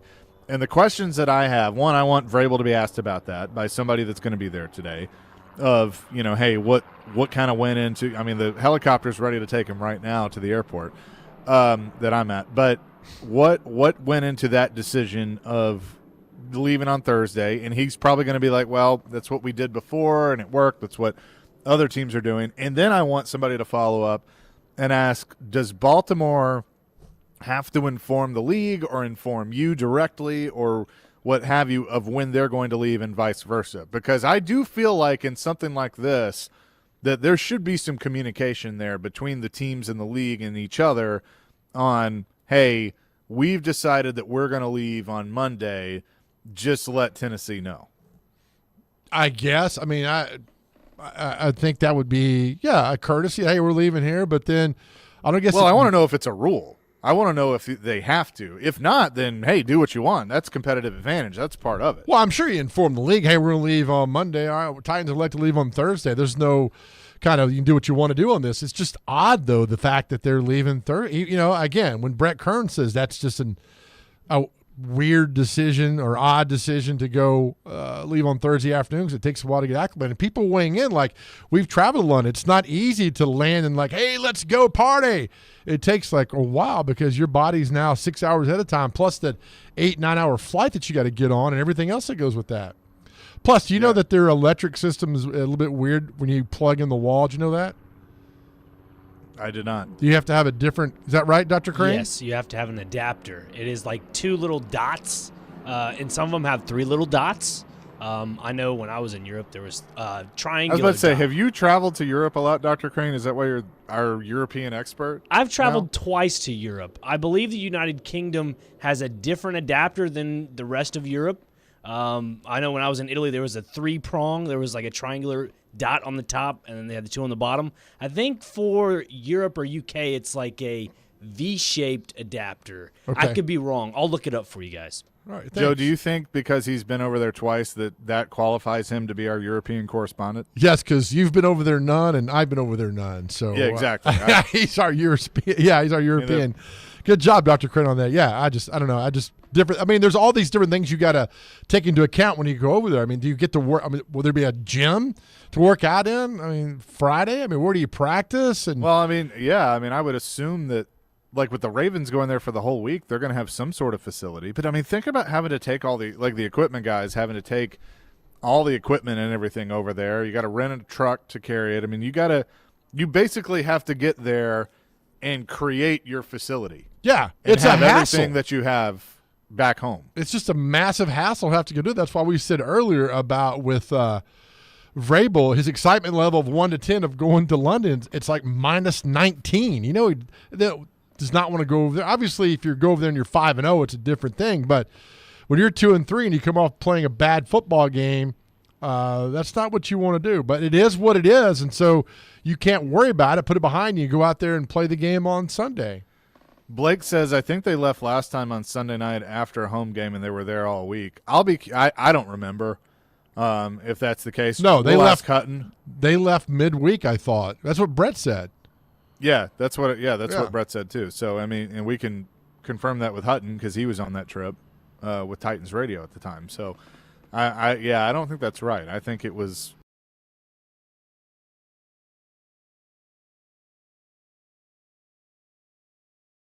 earlier is Dr. Crane has sent us an illustration of plugs. Oh, throughout the world. The eye on that little illustration there is the one that England uses, I do believe.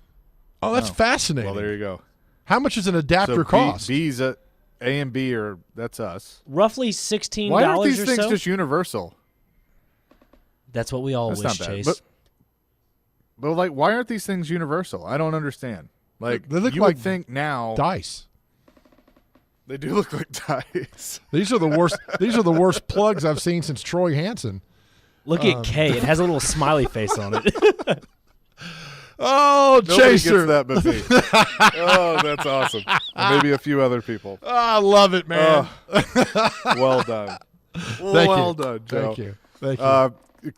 Coming up next, we'll talk to Jonathan Hutton from Outkick. Consultants will tell you no inside jokes. No, none. But we'll talk to Jonathan Hutton, get his thoughts on the Titans' loss yesterday and looking ahead to London. That's next. Chasing Big Joe, presented by Regal Realty Group, 102.5, 106.3 The Game. They're homegrown in Nashville, discussing the biggest topics in the SEC. The fans are going to want the rivalries to stick around. They've lost to Alabama every year. The NFL. What if all the top 3 quarterbacks went 1, 2, 3? You've got to draft your guy at 2. And anything in between. From thinking we know everything to then forgetting about everything we thought we knew the day before. They're Jonathan Hutton and Chad Withrow on Outkick's Hot Mic. Out of the gates, ready to go. Weekdays from 2 to 5 on 94.9 The Fan and The Fan app. At Mercedes-Benz of Music City, a healthy and productive culture takes a day-to-day discipline. Here's Sam Cavett, General Manager, with a few thoughts. Mercedes-Benz has its standard, and we have Dream Motor Group standards. They're definitely on the same level, but I feel like we challenge ourselves at least as much as Mercedes-Benz challenges us. It's a genuine motivation to take care of customers, and we see it in the customer reviews. Live the dream at Mercedes-Benz of Music City, mbofmc.com. Are you ready for the ultimate entertainment experience? Look no further than Big Play Hendersonville. Get ready to embark on an adventure like no other. Whether you're a kid or a kid at heart, Big Play Hendersonville has something for everyone. And right now, you can get half off a $50 gift card to check out all they have to offer, from bowling to laser tag, indoor go-karts, bumper cars, and more. They offer fantastic food options as well. Big Play isn't just a place, it's an experience. Get half off now at the game Nashville.com/deals. Twin Peaks is the best in the game. Here, you're in the red zone for every college rivalry and divisional matchup all season long. On game day, you never have to decide which teams to watch, only what combination of bites, burgers, wings, and more to order. Plus, where else are your favorite draft beers always poured at a frozen 29 degrees? Only at Twin Peaks, the #1 sports bar. Get wings the way you want them. Try Twin Peaks wings bone-in breaded, naked, smoked and grilled, or boneless in your favorite sauce or rub. Hey, if you missed our show, you can get it on demand. Just search for the Chase and Big Joe Show podcast on Apple, Spotify, or any podcast platform. Chase and Big Joe are on 102.5 and 106.3 The Game.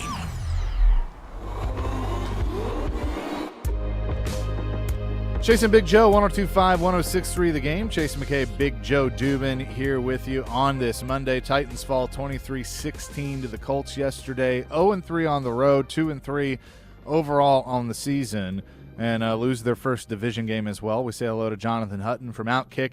Hot Mic with Hutton and Withrow, weekdays 2 to 5 on 94.9 The Fan. And Hutton, not a good way to start the division schedule for the Titans as consistently inconsistent. That's basically what they are to this point this season. What's up? Hey, good to see you guys. Yeah, you're right. I mean, this was one of those weeks where you were going to find out, okay, is this where the Titans begin to stack some things together, find some consistency, hit a groove, rhythm? No, just more of the same. Lose one, win one, back and forth, losing on the road. And, you leave with more questions than answers. And unfortunately, that's becoming more and more of the trend of this team, where you feel like, okay, if they get this area figured out, then they'll be able to establish their identity. And offensive line wasn't an issue yesterday, at least in the pass protection. But they lost the battle up front in the trenches on both sides of the football. And ultimately, that's why they come back to Nashville briefly at 2-3 overall. Yeah, how much do you think not having Teair Tart available on that defensive front contributed to them giving up 193 yards rushing, 165 of those yards to Zach Moss? Well, I mean, Teair Tart's a good player. That can't be the focus of why they gave up what they did to Zach Moss. Moss, he's being compared to Le'Veon Bell in the postgame locker room by Simmons and Byard, but Zach Moss is no two-time Pro Bowl, All-Pro type player like Le'Veon Bell was in Pittsburgh, right? Like, we have not seen a running back carve up a Titans defense like that to that amount with 145 yards or so, 165, excuse me. I don't want to shortchange him. 165 plus since Dalvin Cook did it in a stadium that I was there in a cavern of no one during the 2020 season in Minnesota. That's the last time a back did that to this defense. It's been a while. So I don't just point at Teair Tart. I do think, Tart's absence combined with Simmons and the injury, that can certainly play a factor. But this was more than just one or two players. This was a defense that was handled. And up front especially, Chase, this is a problem against that Colts front that Jim Irsay has been preaching. Be more like Tennessee. Tough-minded, more grit, more, pissed off for greatness, so to speak. They brought that yesterday, and they matched the Titans and then some compared to what we saw from Tennessee. All right, Jonathan, 5 games in, give me one thing positive about this football team. Well, there are some positives, Joe. Look, everyone, the joke would be Nick Folk, right? The kick is up and the kick is good. That's good, but not good enough for what this offense needs to establish. They need to score in the red zone. What's good is they have brought in a veteran receiver that's actually producing to the quality that it is expected from DeAndre Hopkins. That's number one. Number two, offensive line pass protection has been better at times than expected, but when they've been really good, they've either won the games at home or whenever they have been awful, it's been a disaster. And it's no middle ground, right? And the flip side of this is when the defensive front, Joe, is a storyline, this team wins. And when they don't make the headline or make the couple bullet points below why the Titans played well, they're not going to win those games. The definition, the identity of the team in a position is behind that defensive front.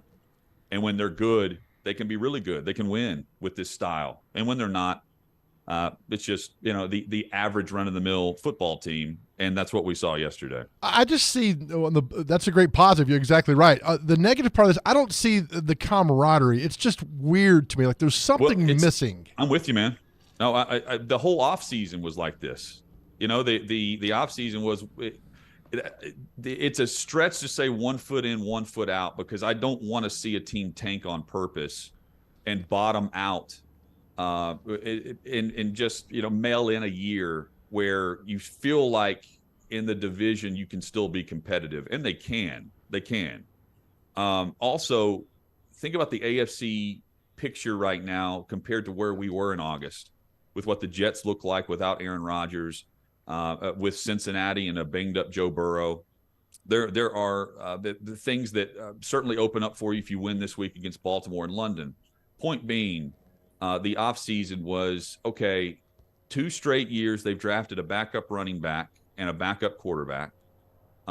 They need speed at wide receiver, and the answer in the draft primarily was a running back to help in that area. And the misses on the offensive line have come back to haunt them, just to where they don't have many answers, more questions, more cross your fingers and hope no one gets hurt. And the group that is here and healthy, hopefully they play better than what they've done as backups at previous stops. Joe, it's interesting, I mentioned Byard. He's a great example, right? Like I don't remember his name being called all that much yesterday. But the stars of this team, quote unquote, are not called often whenever we see performances like yesterday either. And that's on both sides of the football. And the camaraderie, it does have a vibe of, where's this team headed after week 8? Where are we after Halloween, after the trade deadline? I'm not saying they're trading a bunch of players. I'm simply saying, where are they record-wise compared to where they thought they'd be? And they're probably still searching for that answer, much like we were searching for an answer in the offseason of what this team was going to be. Talking to Jonathan Hutton from Outkick. So you've done this London trip before. Now, Baltimore left this morning. They've elected to basically be there all week. The Titans are scheduled to leave on Thursday. What goes into the decision of when a team wants to leave? And do the two teams have to communicate that with each other to avoid some sort of competitive advantage, or is it just kind of whatever works for the team? Whatever works for the team. Buffalo. So, look, a great advantage for Jacksonville to be over there for, 10, 11, 12 days, whatever it was, against Buffalo after losing the previous week. And I'm against Atlanta. This comes down to, does the team want to get in and get out, or do you want to go over there following a road trip? And that's what Baltimore's doing. They're flying from Pittsburgh straight there. In the Titans' case, they're viewing this as, we'll get over there and we'll arrive on a Friday morning, go through some walkthroughs, and use our practice facility to the best that we can before we depart. And I'm looking at the time here, Chase. I'm making sure we're not running over, and we're not. That's good. Going over there a few years back, the Titans stayed at this castle, and it was more like it was a castle. It wasn't like Buckingham Palace, but they had like this back area. It wasn't a yard. It wasn't a lawn. They referred to it as the lawn. It was just like, the 2 or 3 acres worth of space, but it wasn't practice worthy. They rode horses on this area, and you turn an ankle. It wasn't up to quality. But that's, again, on the facility and going over there and making sure that everything's right. And you still can't guarantee that everything's going to be picture perfect. I'll also use the example. We've seen the Titans go early and stay. I was a part of the trip in Arizona for the final Malarkey year. Lost in Arizona, stayed in Arizona, flew to San Francisco, then came back, and they ended up losing both of those games too. I don't know if there's a rhyme or reason to it. The jet lag is real, though. I do buy into it. I've made a few long flights. That flight, for whatever reason, zapped me. And it wasn't until game day where I actually felt like I was on the clock. Maybe that did affect Buffalo a bit, but it was still a low-scoring game. And no matter what, Chase, stop the run and run the football. That's what the Titans have to do on Sunday against a good Baltimore team that, like Tennessee, when they've been throwing the football, they've been dropping passes. Catch the football when you have the opportunity. The Titans in Baltimore would have a much better record if they would do that.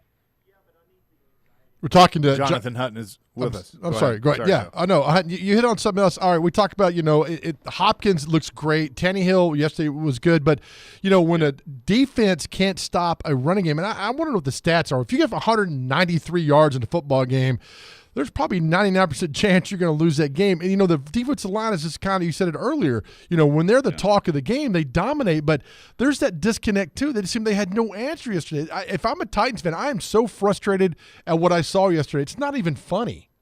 Well, and it's third down, Joe. Let's and both sides of the ball. It was a total team effort in the bad third down spot that they were in. If they're going to have a winning season, third down has to turn around. Because right now on third down, no team in the NFL averages fewer yards per play this season than the Tennessee Titans. Again, that's third down. They're really good on first down, 4th in the NFL on yards per play. If they win first down, they generally win the game.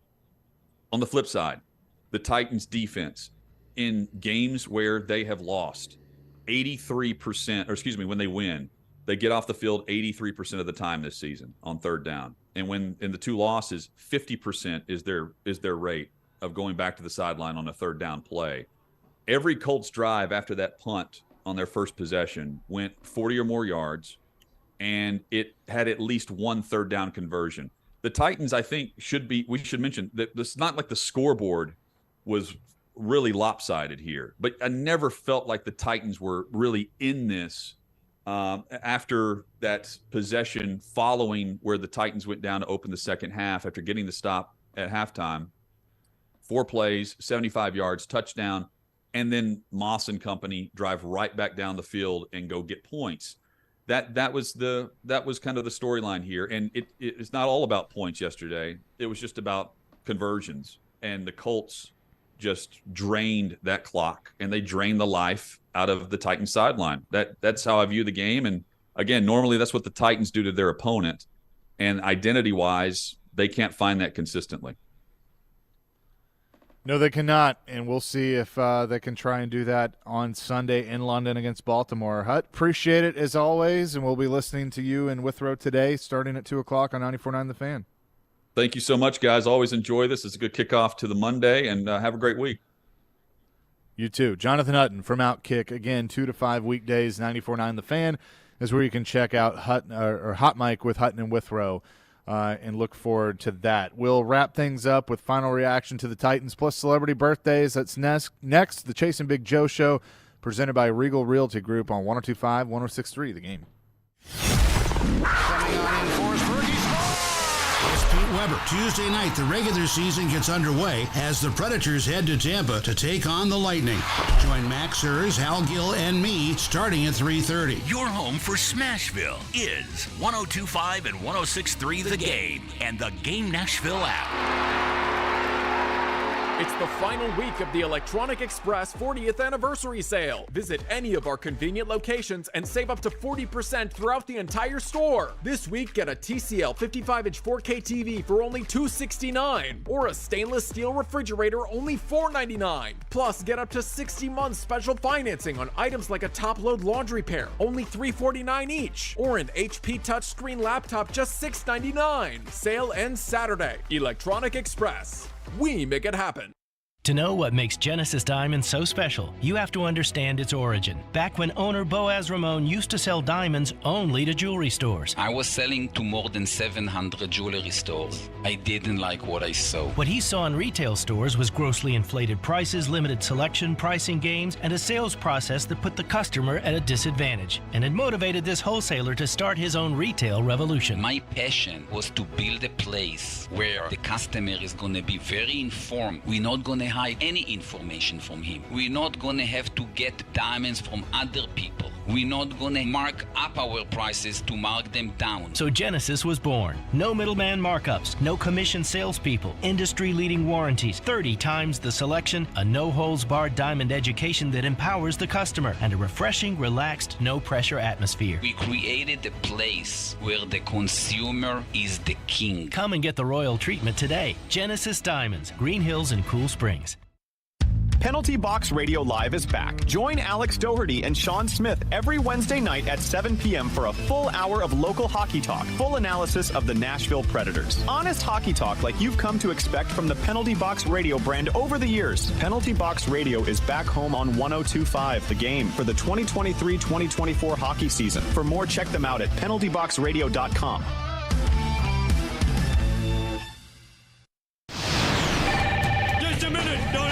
Hey, we want to hear from all of you. Give us a call or text at 615-737-1025. Hello. You'll have to speak up. I'm wearing a towel. Our phone line driven by Wilson County Hyundai. Chase and Big Joe are on 102.5 and 106.3 The Game.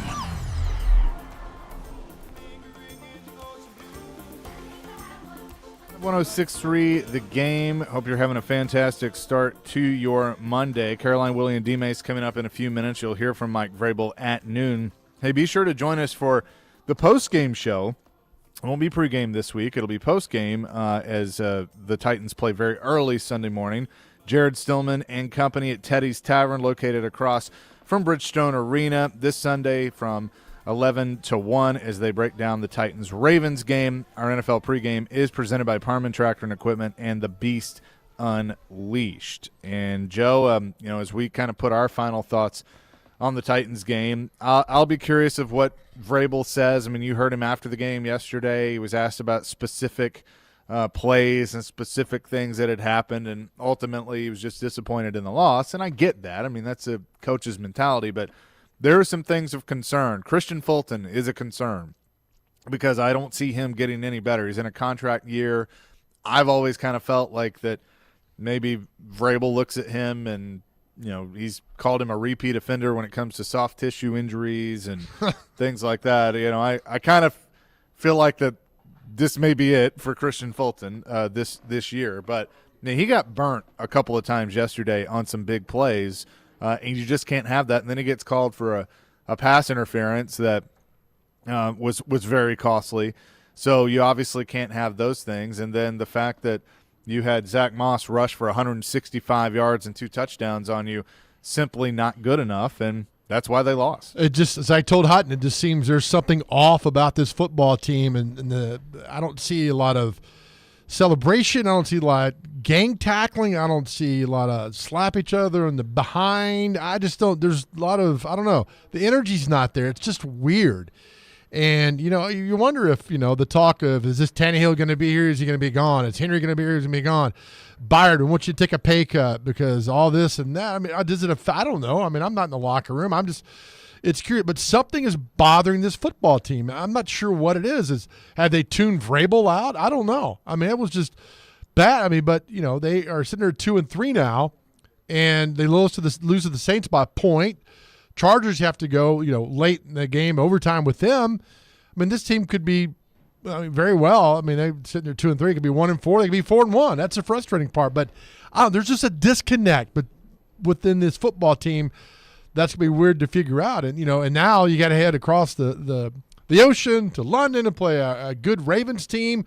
They're going to be mad too for the way they lost. So a lot of factors, man. A lot of bad things that aren't going the Titans' way right now. So it's a thing we'll have to see on Sunday. Again, if they go over there and they beat the Ravens even by 2 points, they win the game and all this is non-talk. But if they lose and play bad, then I want to ask you this: Bill Belichick done? That team's awful. I think so. Awful. I do. I think that I don't know. Like, I don't think they're going to fire him, publicly. No. Even though we'll all kind of know. But I think he's going to, quote-unquote, retire. It's got to drive him crazy because now all the talk in reading last night was, because of Brady, and nothing like. Yeah, I mean, but there's some truth to that. There's a lot of truth to that. Like, what's he done since Brady? He hasn't done anything. That's right. And Brady went and won a Super Bowl. Yep. Brady, the moment that Tom Brady was on television on a football field in a Bucs uniform holding the Lombardi Trophy, Belichick probably broke something because that was the end of the argument. And the fact that Belichick hasn't been able to do anything since then to answer that, I mean, there is no argument. Yeah. And they needed each other, yes. I mean, Brady needed a coach, especially early in his career. He's given a lot of credit to Belichick for that, but Belichick in Cleveland couldn't figure it out. And then before Brady couldn't figure it out, and after Brady couldn't figure it out. By the way, Anthony Richardson, according to Ian Rappaport, he's out 1 month. So it's Minshew mania. Yeah, which is, Gardner Minshew looked fantastic yesterday. He looked fine. Precise passes, leading the team down the field, no panicking. Before we get to celebrity birthdays, Josh wants to weigh in on the Titans real quick. Josh, welcome in. Hey, guys, thanks for taking my call. If I just go in the London thing and it's costing the Titans and the other teams, is it not the NFL that wants us to go there? And if so, why isn't the NFL covering the cost of forcing our teams to go over there? Maybe they are. I don't know. I think they are. I mean, I think the NFL, and thanks for the call, I think the NFL does a lot of this. But, yeah, I mean, the NFL is the ones that want to be over there. Yeah, and for sure. And they're going to be in Germany, and, they've been to Mexico. I mean, there's that talk about international games. Having a team one day in the near future being based in London or wherever over there. It's going to happen. Probably. I mean, I think it sooner rather than later. It will for sure happen. But a lot of questions with the Titans that we'll be discussing throughout the week. And, Joe, I think you make a really good point on how much of will Tannehill be back, Henry be back, how much is that seeping into the psyche of the locker room right now? Because I definitely think there could be some truth to that. Well, so yeah. Those are things that we'll continue to discuss. I mean, Hutton was talking about, you go in the offseason, you draft 2 quarterbacks the last 2 years pretty high. Then, Tannehill will go out there and play. It's just all that. There's just all the drama that's not about football, that's off the field. I'm sure, these guys read the paper. They're on social media. They see everything. When they say they don't, that means they are. So a lot of that plays in there. And I don't know. It just there's something wrong with this team, whether it's energy, camaraderie, tuning Vrabel out. I don't know. But 2-3 right now. You're a third of the way through the season almost, and it doesn't look good, especially when the AFC South is playing a lot better than one thought. Yeah, and real quick on that, I don't expect them to win this week, but would I be shocked if they go to London and they win, by 2 touchdowns? No, because that's just how inconsistent things are with this team. And that's also the definition of a Mike Vrabel special. So nothing would really surprise me at this point. We'll continue to discuss that, but now let's get to celebrity birthdays.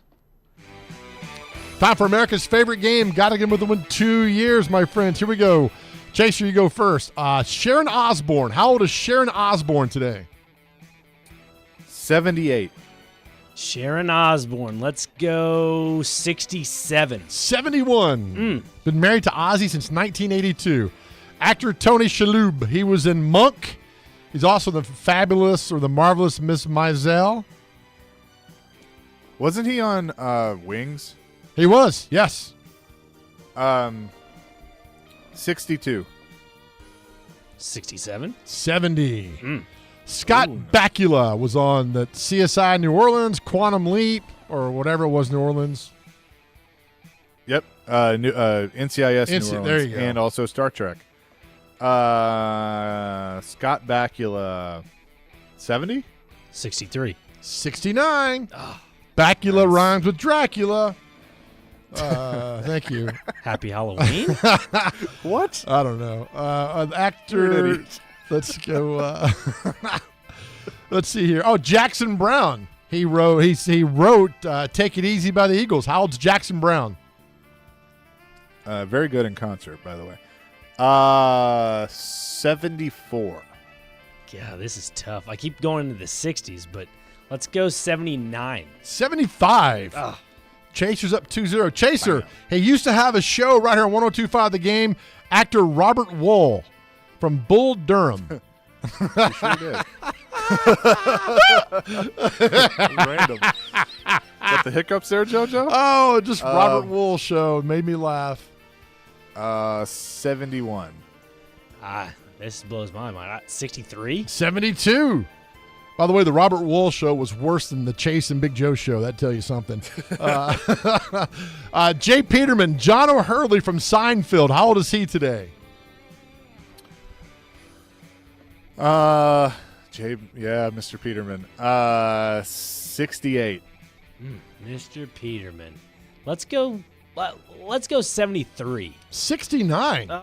Chaser rolling 4-0. The hot streak continues for Chase. He is just sitting them up, knocking them down. John Lennon's son, Sean Lennon. How old is Sean Lennon today? Looks just like him, actually. Sean Lennon, 48. Sean Lennon. Let's go 44. 48 exactly. Oh, boy. Chaser's got a swoosh, 5-0. We're going to keep going. You're going to knock Willie's record off.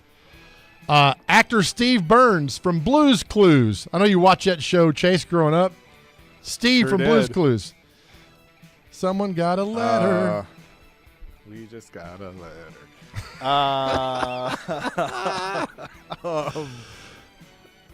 44. This is a tough one. I'm going to go I don't know, 58. 50. He's 50. Golly. He's 50? Yep.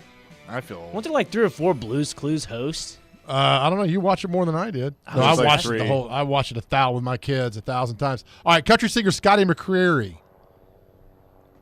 Chase, is that your bowels moving? What's going on there? Oh, it's a plane. No, it's a plane. Scotty, actually, it's a helicopter. It's the Magnum helicopter. Who? Scotty McCreery? Yeah. 45. Scotty McCreery's got to be in his 30s. Let's go 36. He's 30. God.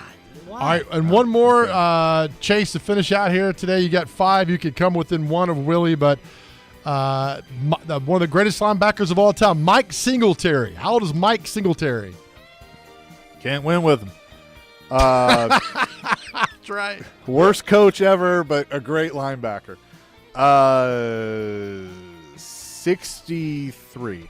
58. 65. Oh. Chaser, 6-0.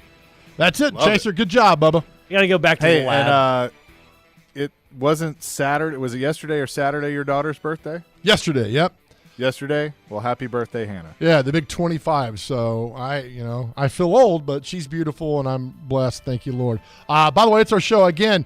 Let you guys out there know we love you. We're thinking about you. If you need to talk to somebody, go talk to someone. Reach out to Chase and I. We're always here for you. We need you guys around. We love you. Just want to let you guys know that.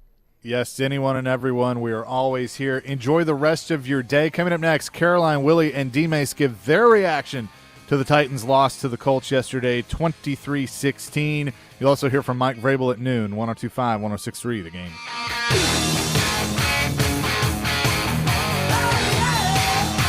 ElectronicExpress.com. We make it happen. If you are experiencing persistent shoulder pain, that may be the result of overuse or an injury such as a rotator cuff tear or tendon